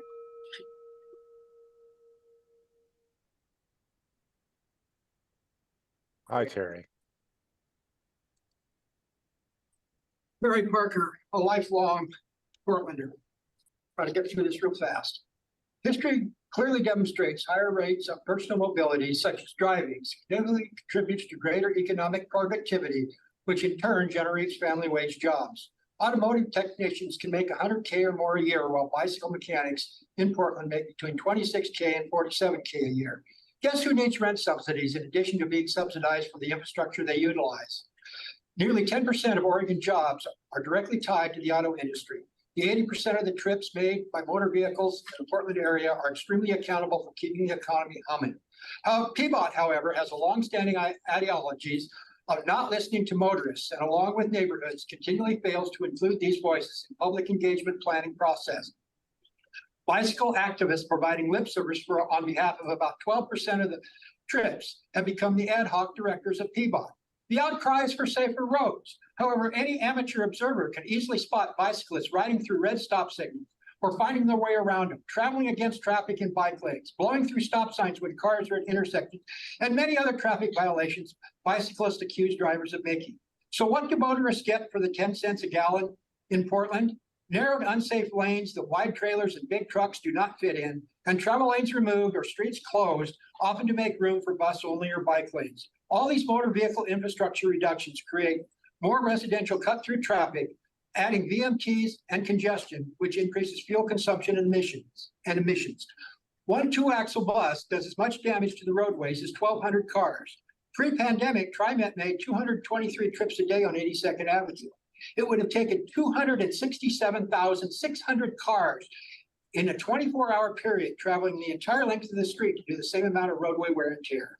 Add the weight of batteries and electric buses will do even more damage. Today's fares only cover about 19% of the operating costs. In closing, a total package is needed that includes ending PEBOT's negative bias towards the automobile, mandatory inclusion of proportional seats at the table for motorists on all PEBOT committees, calculated by the mode split, and adhering to comprehensive plan policy 8.28 by ending the socialistic dependency on motorists' paid taxes and fees to fund transit and bicycle infrastructure, only to have the user beneficiaries bite the hands that feed them. Applying policy 828 must include transit riders helping to pay for the damage bicyclists do to the roads, possibly with a surcharge on fare, and bicyclists equitably paying for bicycle infrastructure, possibly with registration and license fees, which would require legislative approval. Without a total package, this gas tax renewal needs to be rejected. Thank you. Next up. Thanks, Terry.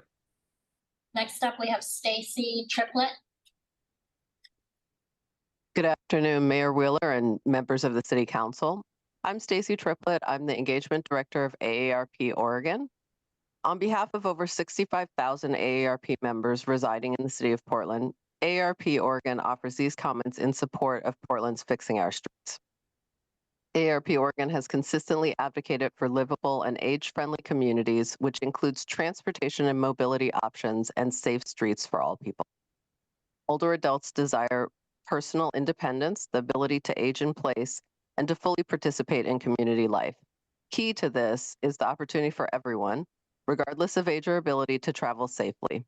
Access to housing, senior centers, libraries, parks, and vital public safety services that allow the 50+ and their families to age in place all depend on a safe transportation system. Portland has experienced an alarming increase in traffic fatalities over the last few years. 2018 saw 34 fatalities, and 2023 closed out with over 70, more than doubling in the last 5 years.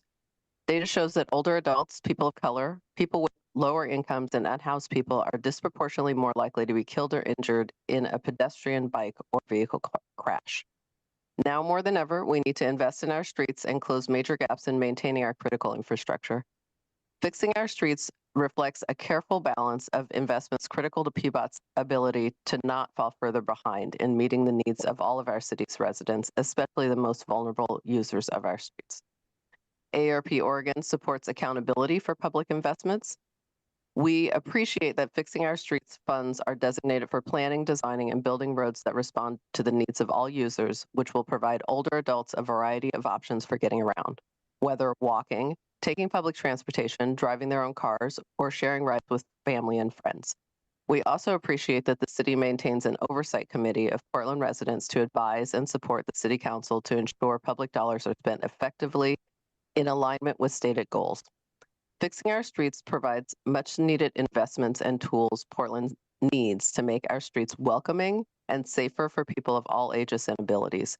That is why AARP Oregon supports Portland's Fixing Our Streets initiative. We appreciate the opportunity to share our perspective, and we look forward to working to create safe streets for Portlanders 50 plus and their families. Thank you. Thank you. Next up, we have Marianne Schwab.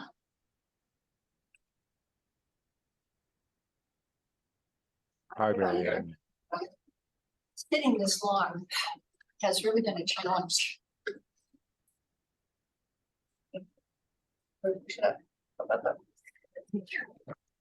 Hello, everyone. Thank you.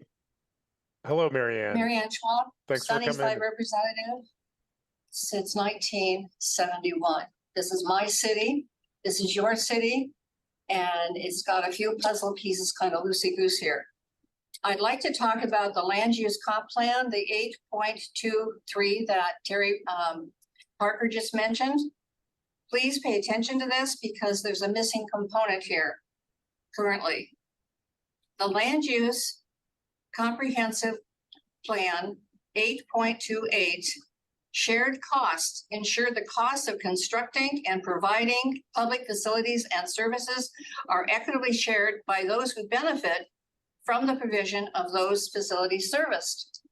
I want to know where the bicycles are adding cost to this. My gasoline and my gas tax are putting right now the plan. I haven't had a chance to take my pickle fork to it yet, but I'm hearing that Sandy Boulevard is going to be 2 lanes. Any of us that were around when we had the forest fires and people coming up from Canby and above with the smoke going like crazy, it was a horrible evacuation. Oregon City jumped in first. There was no communication as to how to exit that smoke, nor will there be any communication when all of a sudden we've got these bike paths, we've got buses that are so wide, the left field is over the yellow line. We need to revisit this. I would like to table that project. I'm begging you to table the project on Sandy Boulevard.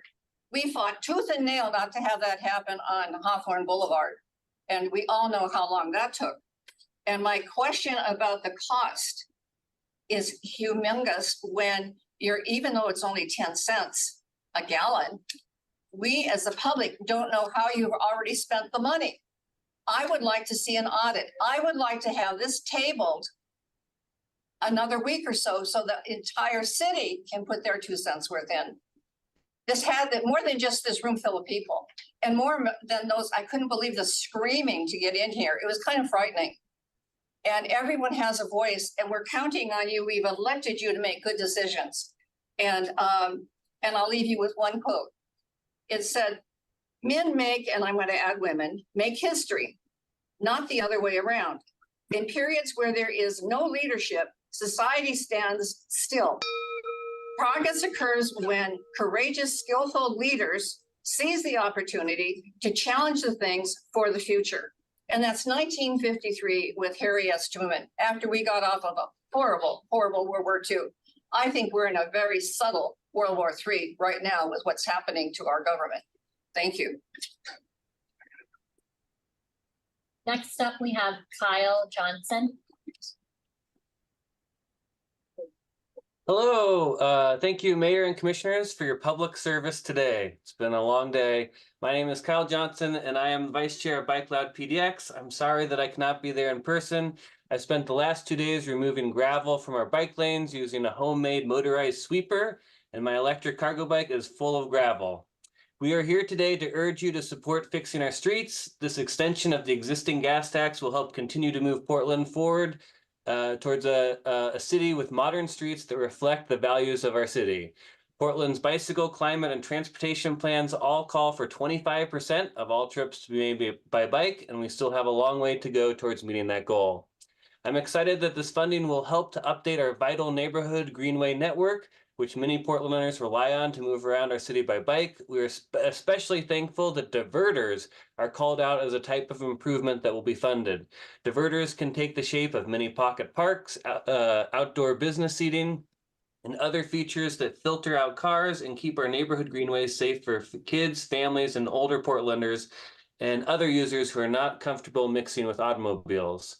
PEBOT published a report last month looking at a new diverter at the Alameda Greenway.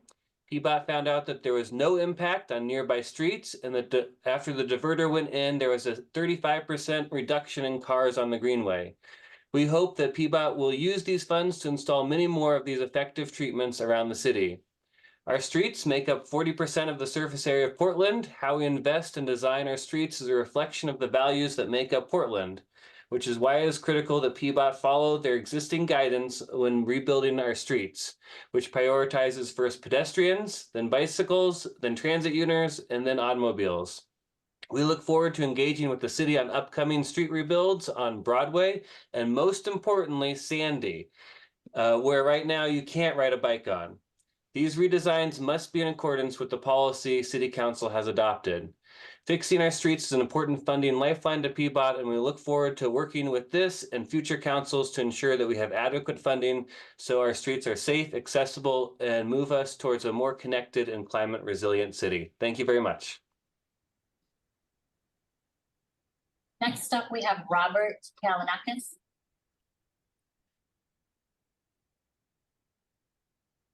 Welcome, Robert. Mayor, Commissioners, my name's Rob Yalanakis. I'm the captain of the Glencoe Elementary Bike Bus in Southeast Portland. We had our bike bus this morning, and I biked to City Hall. 3 weeks ago, I was assaulted by a driver during our bike bus. This driver was late for work and using a neighborhood street as a cut-through. When they saw our bus riding in front of them, they drove very close, started honking and yelling for the entire group, including many children, to move over. When I planted myself between the children and their car, they exited their vehicle and assaulted me. I tell you this story today, not because it is rare, but because it is common. Last summer, after a record month of traffic violence, Commissioner Mapps stressed the need for culture change. But culture and infrastructure are not zero-sum. This driver was used to a culture of cutting through neighborhood streets at high speed because that is the message our infrastructure sends him. It was the message our infrastructure sent to drivers speeding down the Taylor Greenway on Christmas Eve, flipped my bike while my children were on it. Every street is for private vehicle use and everyone else is just visiting. Even kids riding to school, even a family riding to a holiday party. If we want culture change, we need to use infrastructure to reinforce it. That's why I'm here today to urge you all to support Fixing Our Streets 3 and the vital funding it provides. I'm especially thankful that diverters are called out as a type of improvement that will be funded. I believe our staff at PEBOT are some of the best in North America, and this funding and the courage to influence culture through infrastructure are vital to their best work. Also take the opportunity to invite our mayoral candidates to ride any of the, or all of the 18 bike buses we have in Portland. We'd love to have you along. Thank you. Next up, we have Melissa Kostelecki.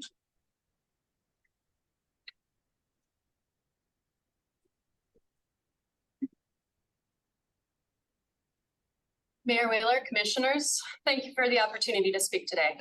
My name is Melissa Kostelecki, and I'm a concerned parent, graduate student of transportation at PSU, and a holder of a Master of Science in Environmental Policy and Management.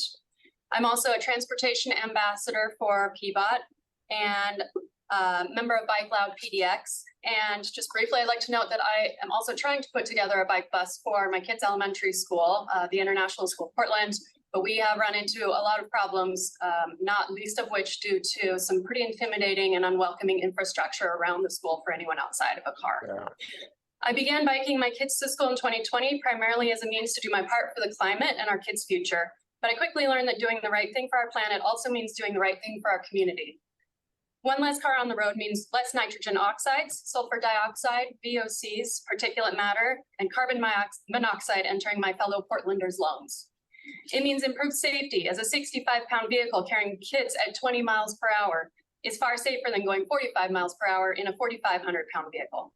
It means more money into my family's pocket, money we can save for my kids to go to college, and even some left over to spend at local businesses, which we do along our bike route. In sustainability, this is known as the triple bottom line. An environmental solution can only ever be successful if it benefits the planet, society, and the economy. And cycling as a mode of transportation meets those goals. Whereas single occupancy vehicle use has negative externalities not covered by the gas tax, biking has positive externalities for society and the economy.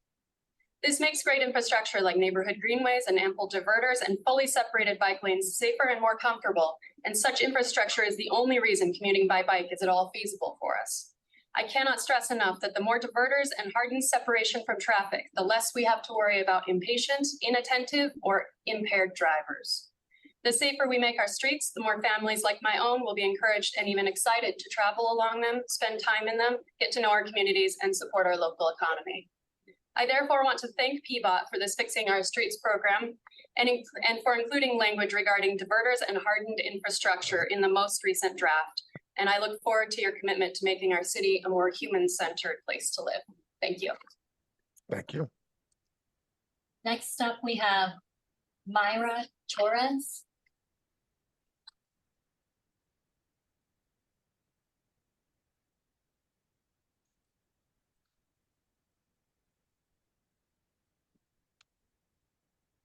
Hello, Mayor Wheeler and council members. My name is Mayra Torres, and I am the advocacy organizer for Latino Network. We support the Fixing Our Streets program, which can improve livability, walkability, and pedestrian safety through the continuation of a modest tax. Portland is often well known for unique walkable neighborhoods, but it takes hard work, planning, and consistent investments to ensure safe streets and walkways. These are not investments that happen once. Work to improve and maintain our neighborhoods is being done every single day.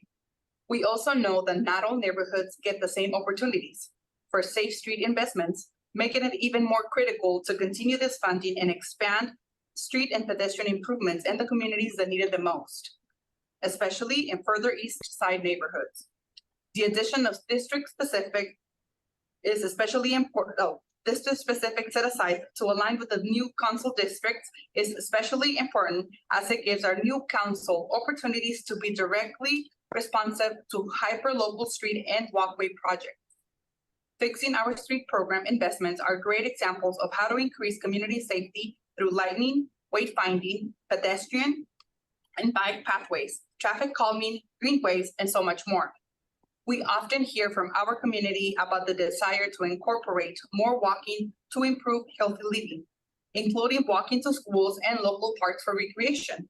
However, we also hear that people don't often feel safe in areas with extremely narrow sideways, lack of lighting, high-speed vehicles passing through, and unsafe crossing on large streets. Please support these needed investments in pedestrian and neighborhood mobility for the sake of the public health, individual and family health improvements, and better climate resiliency. Thank you.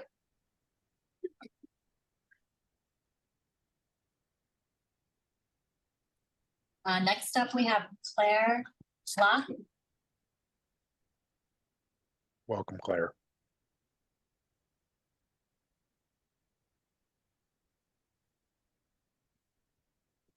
Morning. Morning. My name is Claire Bloch, and I'm testifying on behalf of Oregon Walks. I also represent pedestrians on the Fixing Our Streets Oversight Committee. PEBOT staff has been working hard to make our streets safe, given the limited funds that they have. However, last night, yet another pedestrian was killed on our streets on Sandy Boulevard. And actually, as I was looking up that death, I saw that another person died on our streets this morning. So this is urgent. Some people try to blame the victims in these tragedies. They'll say they were wearing dark clothes, they weren't in a crosswalk, they weren't paying attention.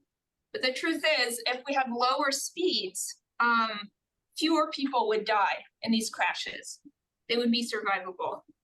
And we have the tools to lower speeds through speed reader boards, through automated enforcement, and most importantly, through street design. But those things cost money. And I've seen on the Oversight Committee how PEBOT uses creative solutions to improve our streets with low-cost things like diverters, temporary solutions, but we also need very basic improvements that cost a lot of money, like sidewalks that are missing in a lot of East and Southwest Portland.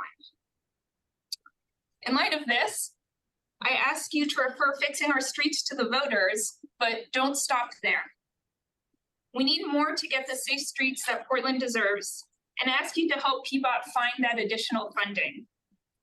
I also ask you to give PEBOT a clear mandate to prioritize life over convenience, so that someone rushing to get to their destination a few minutes sooner doesn't result in a loved one never making it home. Thank you. Thank you very much. Mr. Mayor, I think that might complete public testimony. Keelan, is that everybody? Yes, Mayor. All right, very good. Colleagues, any further questions or discussion before we call the roll on the resolution? Seeing none, please call the roll on the resolution item number 66. Rubio? So I just want to thank everyone for their presentation and their comments. Thank you for taking the time to do extensive outreach and bringing forward the proposal that makes sense for our community at this time. The maintenance of and safety of our streets is extremely important, and we need to continue prioritizing this work. So I'm definitely in support and happy to see this move forward. I vote aye. Ryan? Yeah, thank you so much for that great presentation, Commissioner Mapps. You and your team at PEBOT really brought a lot of useful information. I'm all in to support the renewal of this at the same exact rate as before. I also am well aware that we're at a time where the receipts from the gas tax is going down in general, because fortunately more people are converting to electrical cars. And so I do look forward to how we will thread the needle of future funding with the infrastructure changes at the ground level. And I also look forward to just seeing more dashboards that are more easier to follow in terms of the progress in each of the categories that you presented. I find sometimes it's difficult to explain that to my own neighbors and constituents that ask me questions, but I tell them the work is being done and they know that. I just think that we can improve our communication of it. That all said, I'm looking forward to supporting this right now and to move it on to the voters, and I vote aye. Thank you. Gonzalez?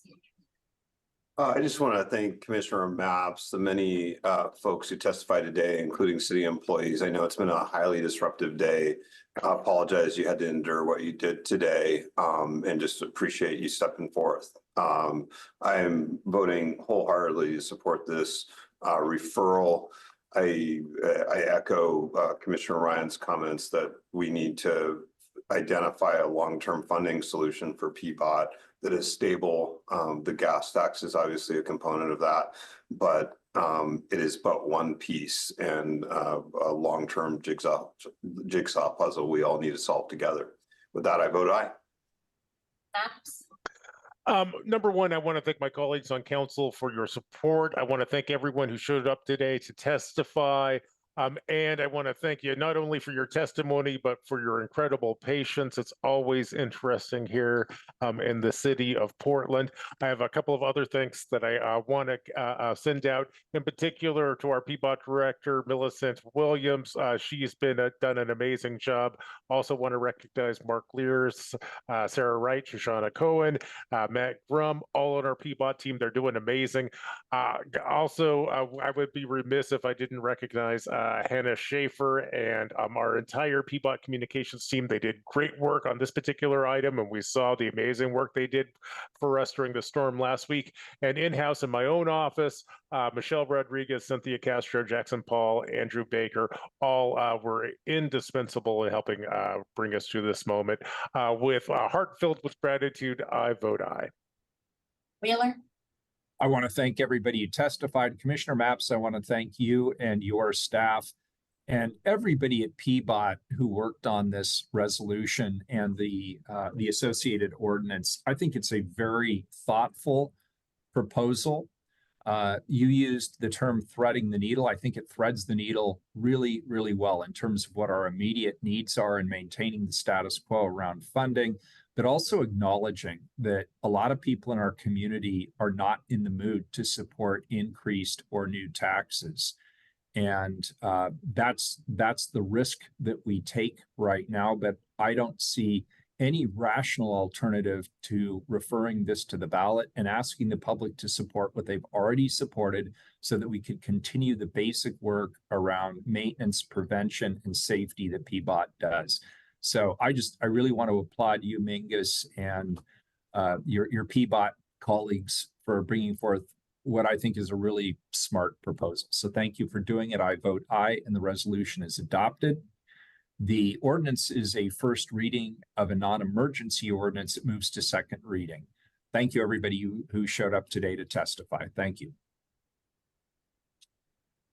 We'll now move to the regular agenda. First item on the regular agenda is item number 75.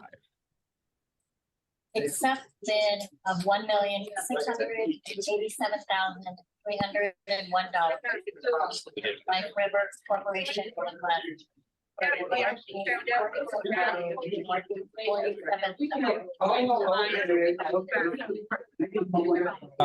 Can we mute the room for a moment? Thanks.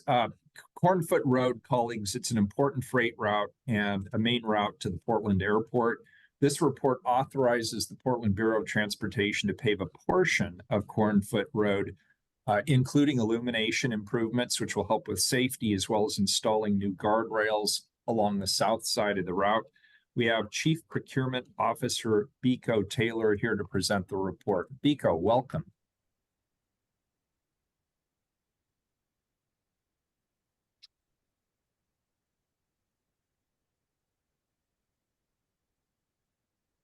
Keelan, is Biko online?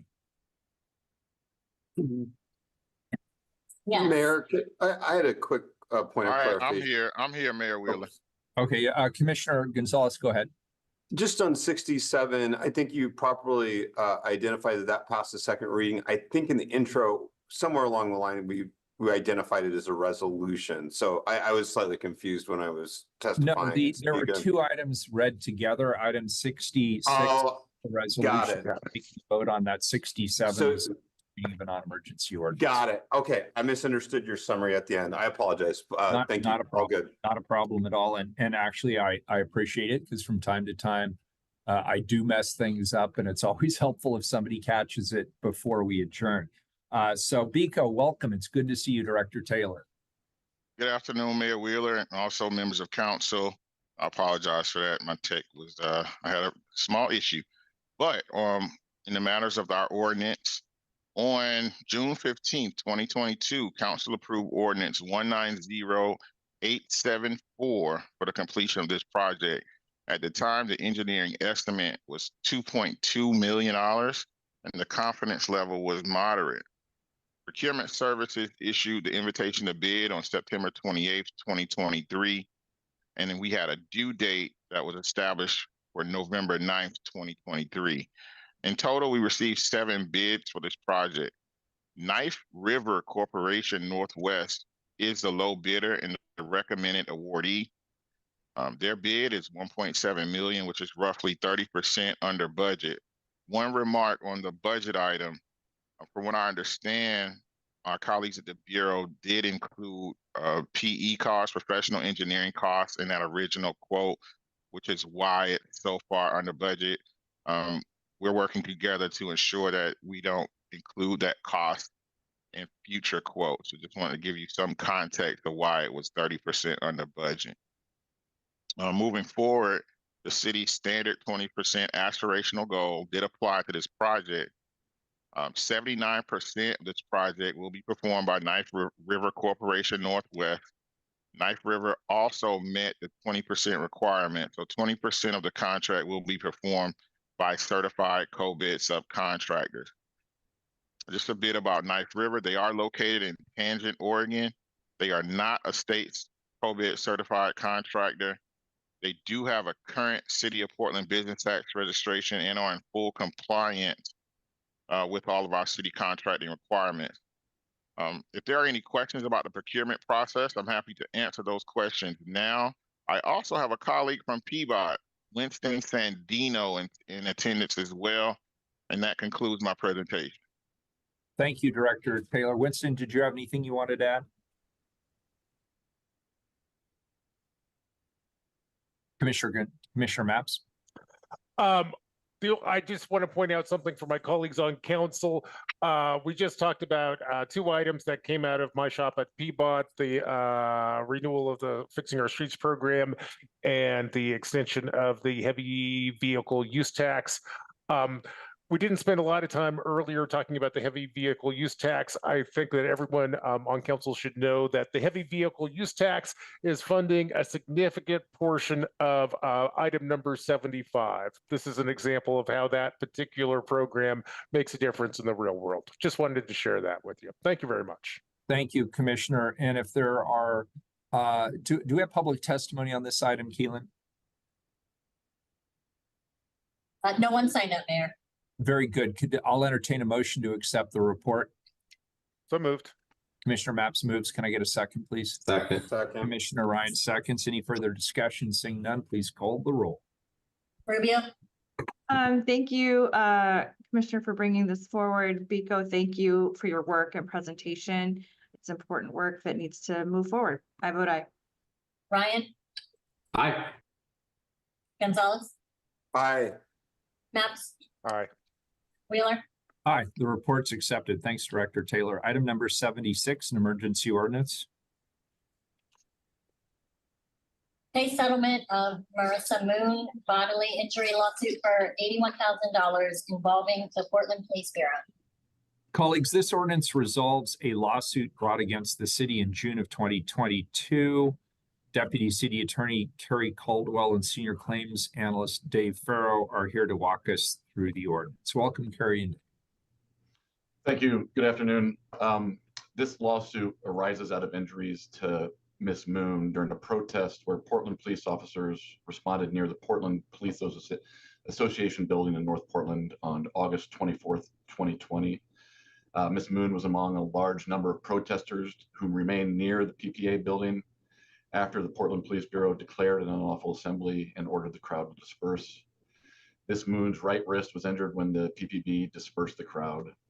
She then filed a lawsuit against the city of Portland in federal district court on June 30th, 2022, asserting claims for violations of her First and Fourth Amendment rights under the U.S. Constitution and for negligence, all resulting in the physical injury that ultimately required surgery to that right wrist.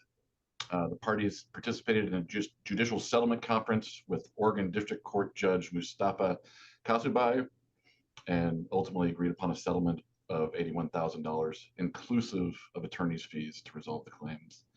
The city's attorney's office and risk management recommended approval of this settlement, and I'm happy to answer any questions to the best of my ability.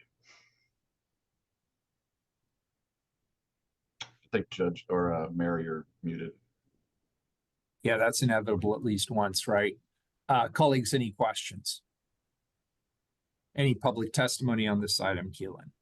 We have one person signed up, Mark Forrest, Portland Cop Watch. All right, welcome, Mark. Thank you. Can you hear me? Yep, loud and clear. Fantastic. Good afternoon, Mayor and Commissioners. My name is Mark Porras. I use he, him pronouns, and I'm with the group Portland Cop Watch.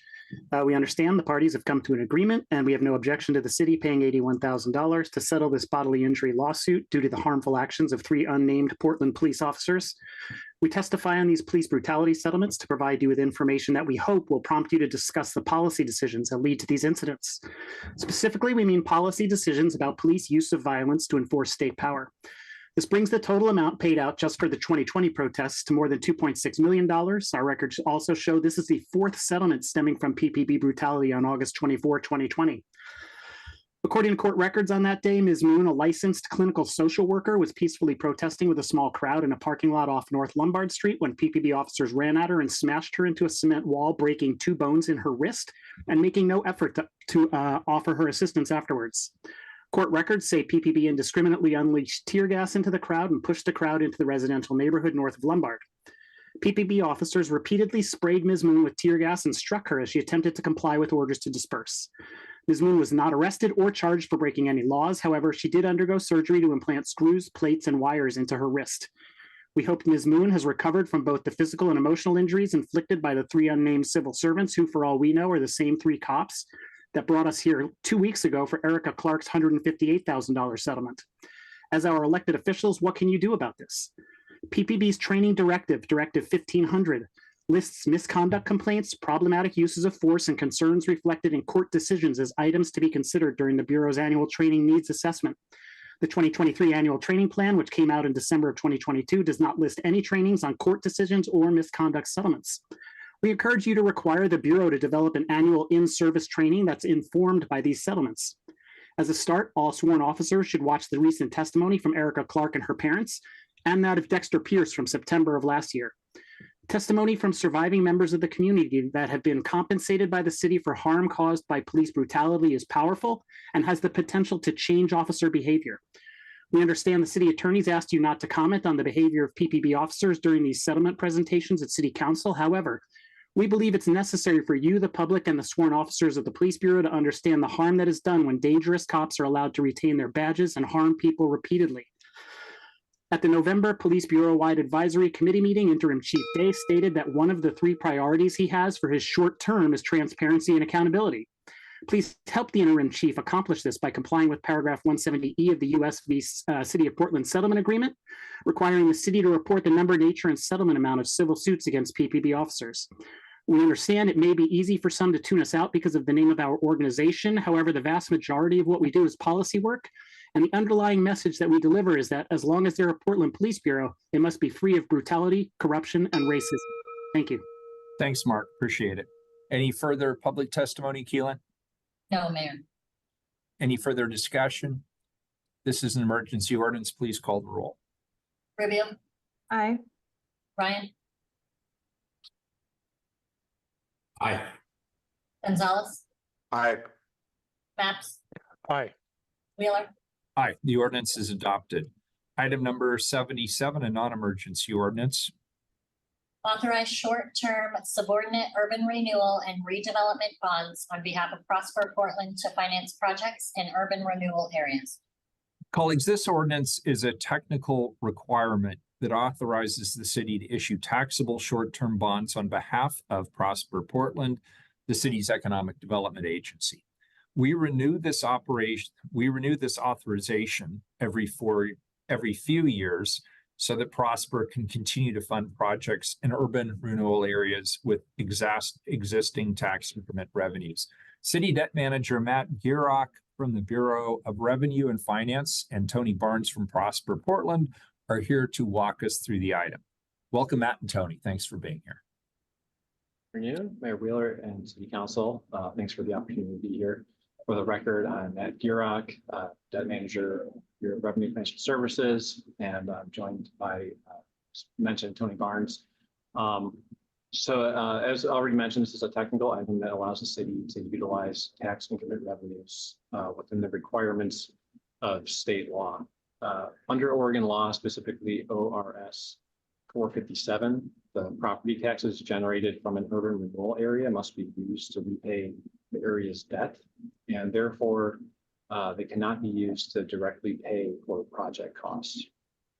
To accommodate this legal requirement, the city will annually incur short-term debt and use its tax increment revenues on hand to immediately repay the loan.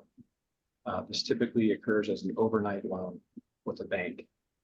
The proceeds from the loans are then used to pay for eligible costs under Prosper Portland's various urban renewal area plans, which typically includes housing and other economic development programs.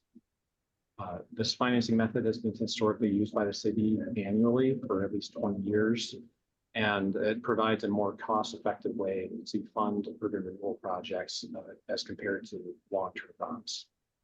The authorization before you today will allow the city to enter into these short-term loans this fiscal year and the following 2 fiscal years to provide funding for the 5 urban renewal areas listed in the ordinance. So pretty short summary, and happy to answer questions. Thanks, Matt. Colleagues, any questions? Do we have public testimony on this item? We do, Mayor. We have 4 people signed up. All righty. Welcome. First up is Robert Velasco. They haven't joined us. Next, we have Haley Alves.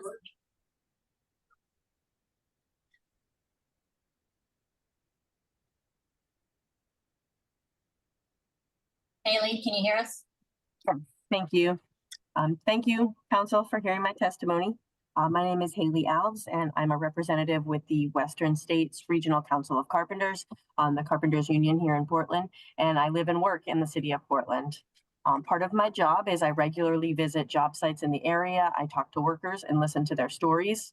And I'm here today because I want to make sure that as we prepare to hand out this public money to invest in our city to a developer, that everyone is aware of the events that are occurring on job sites across the city. I've encountered workers being paid in cash and personal checks without deductions, workers who haven't received their paycheck in weeks, and overtime work that goes completely unpaid, just to name a few common issues. The community members that are forced to work off the books or unable to prove their income to finance a car, to rent an apartment, or achieve the dream and stability of homeownership for their families. When these workers are injured at work or fired unjustly, even when their boss fails to pay them, there's no safety net available. The consequences of this broken system are far-reaching. Children of these workers often miss meals, fall behind in school, and fail to thrive. The lack of proper funding for schools, hospitals, and infrastructure is also a direct result of this exploitation. Public money should not be used to boost the profits of contractors while leaving those with the least power behind. And I want to emphasize that this is not limited to private projects or just a few job sites. This is a grim reality that is prevalent across prevailing wage projects, affordable housing, and projects funded even with the Metro Housing Bond. I urge you to refrain from authorizing funds until a system is in place to protect the community members working on these projects. As community leaders, we must come together to ensure that workers building our housing are not exploited. This is an opportunity to lift our community up for everyone. Thank you. Thank you. Next up, we have Nakia Hunter. Good afternoon, Council. My name is Nakia Hunter, a representative of the Carpenters in Oregon. Here today to ask it to be added to the record our concerns for the publicly funded projects and the way they are being built and the funds allocated to illicit contractors. Just as the city finds it desirable to aid Prosper Portland, I find it desirable to aid the working class builders of these projects, ensuring responsible contractors and subcontractors build these projects with the local workforce, ensures that the funding being allocated to the urban renewal and redevelopment bond programs truly benefit the community, the community's people. Gateway Interstate Corridor, Lentz Town Center, North Macadam, and Cully neighborhoods, local workforce, thanks you. Good day. Thank you. Next up, we have Heather Mather-Perez.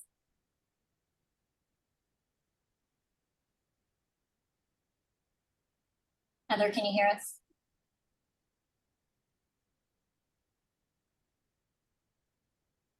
Heather, are you there?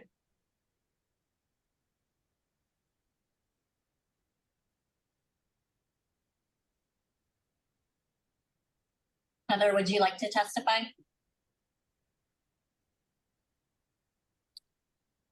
We see your hand raised. Looks like you might be having audio issues.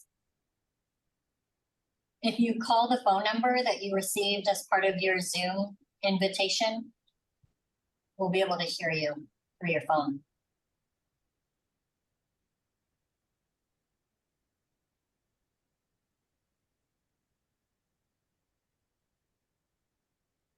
Heather, if you're on a phone, try *6 to unmute.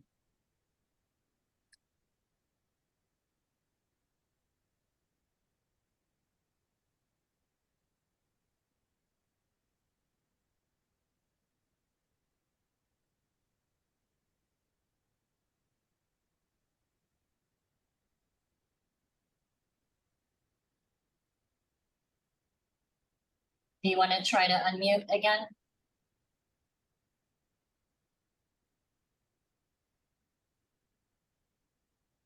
Keelan, I'm sorry. This is just a first reading, so if Heather wants to submit written testimony, she can do that, but we're going to have to move on. I can't hear you, but as long as— Oh, wait, there you are. Heather, we hear you. Go. All right, good afternoon. My name is Heather Mather. I am a union carpenter. I think your volume is very low, Heather. Are you able to? We can hear her, Keelan. I can hear her. Oh, great. Okay. Perfect. Thanks. Utilized in a responsible manner. Can you not hear me?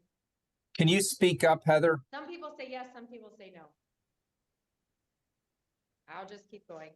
Thank you. For those that can, thank you. I can't hear, sorry. Oh, okay. Right, so we have an obligation to ensure that public dollars are being distributed and utilized in a responsible manner. And that means the workforce that brings these projects to fruition. I've worked over 20 years in construction. The first 10 years was for contractors that were not responsible. I had no healthcare benefits. I had no pension. I was not making a living wage. Certainly did not care to try and buy a home. After joining an apprenticeship, I was able to secure work with responsible contractors making a living wage. I was building within my community. I was able to get healthcare for my children, buy my first home, and quite literally pull my family out of generational poverty. These are all things that go into building these projects.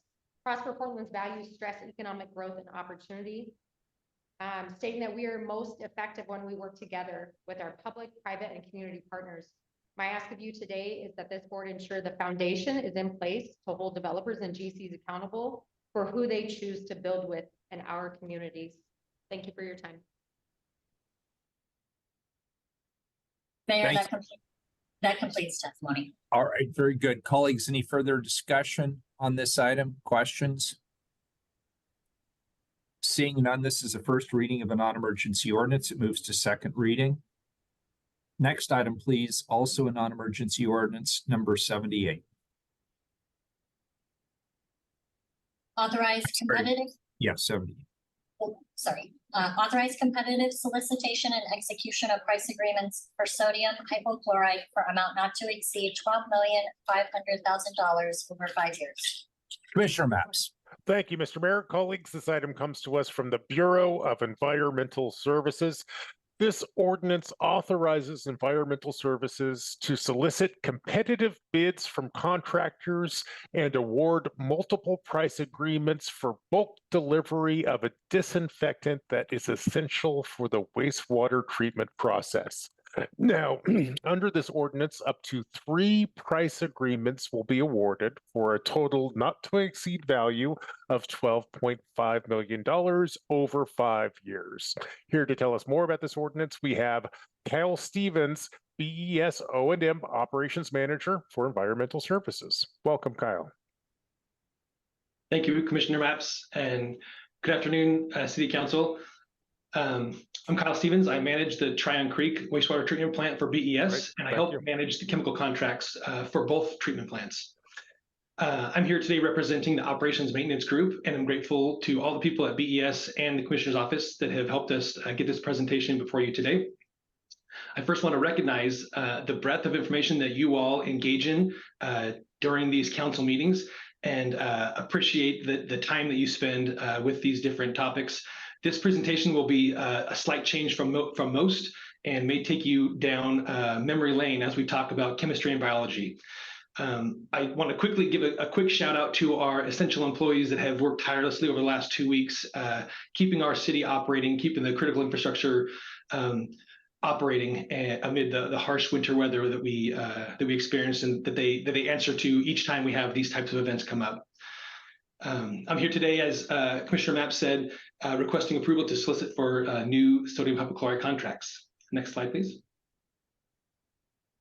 So for a brief overview of the chemical itself, sodium hypochlorite is a well-known chemical, sometimes called liquid chlorine or bleach. It's a clear, slightly yellow liquid with a chlorine odor. Sodium hypochlorite is an effective disinfectant for pathogens, and it's a much safer alternative to gaseous chlorine. Sodium hypochlorite is used at the beginning, middle, and at the end of our wastewater treatment process. It may not be a surprise to most that wastewater smells bad, and it can create dangerous and unhealthy environments. So to provide a safe work environment and clean air for our employees and for the community surrounding the treatment plant, sodium hypochlorite is used to remove odors in the Headworks odor treatment system. The top right image of this slide shows our Headworks facility at the Columbia Boulevard Wastewater Treatment Plant. About 80,000 gallons of sodium hypochlorite is used each year to treat odors at the treatment facility. Wastewater treatment involves a combination of physical, mechanical, biological, and chemical treatment systems. The main system is the biological treatment process in which bacteria are cultivated and actually use the contaminants within the wastewater as a food source. However, sometimes bacteria are cultivated and grown that can disrupt the treatment process. So to provide the cleanest biological treated water from this treatment system, sodium hypochlorite is occasionally used to remove and prevent these disruptive bacteria from growing. The bottom right image is an actual picture from a microscope, the microscopic bacteria that Columbia Boulevard treatment plant uses to treat wastewater. You can see the disruptive filamentous bacteria, which appear long and hair-like. About 120,000 gallons of sodium hypochlorite are used each year in this treatment process. And finally, once contaminants are biologically removed, the treated water is nearly ready to be released back into the environment for efficient use. To ensure clean, safe water is being released back into the environment, sodium hypochlorite is used to disinfect any remaining pathogens.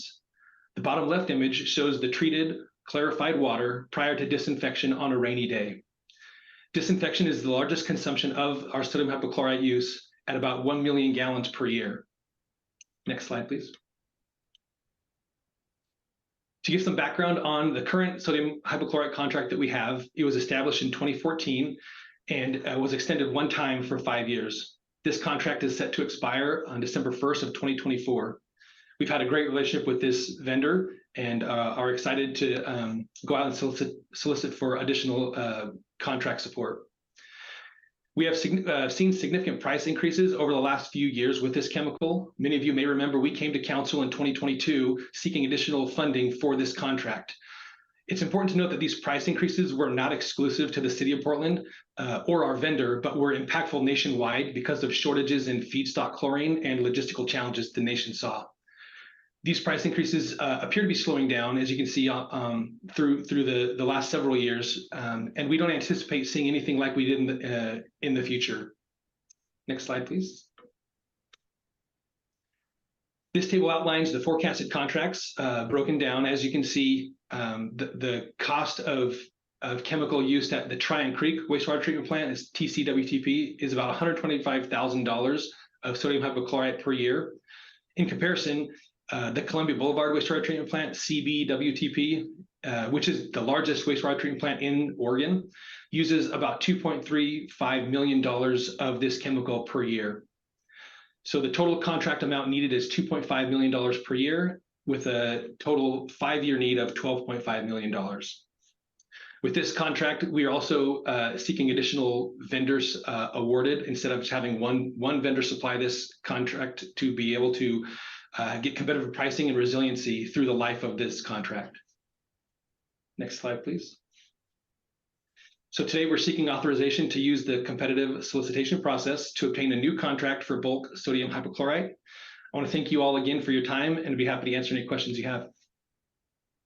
All right, colleagues, any questions? Do we have public testimony, Keelan? Keelan was muted, but I think she said no. Yeah, sorry, no one signed up.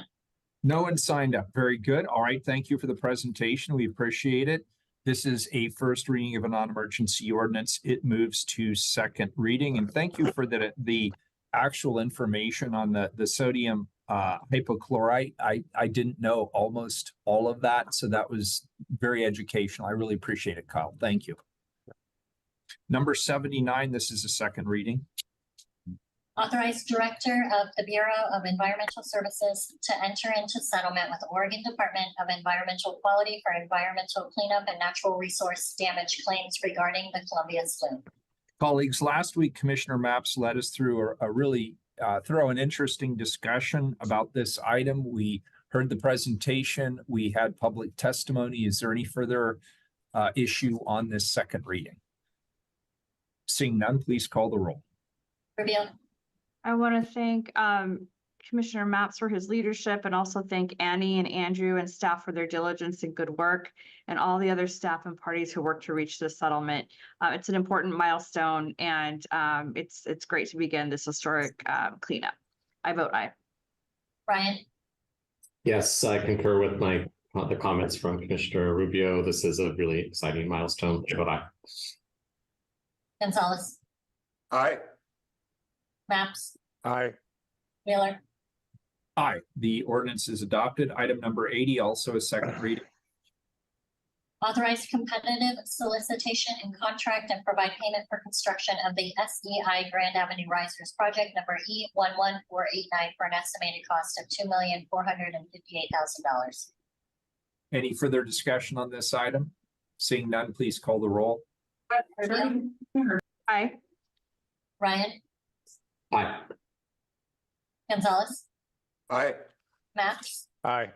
Wheeler, Aye. The ordinance is adopted. Item number 81, second reading, please call the roll. authorize contract with HDR Engineering Incorporated for design and surveying services to improve safety and access to transit along Northeast Martin Luther King Jr. Boulevard, not to exceed $1,011,351. Any further discussion? Please call the roll. Rubio, Aye. Ryan, Aye. Gonzalez, Maps, Aye. Wheeler. Aye, the ordinance is adopted. Keelan, that completes our work for this morning, correct? It does, Mayor.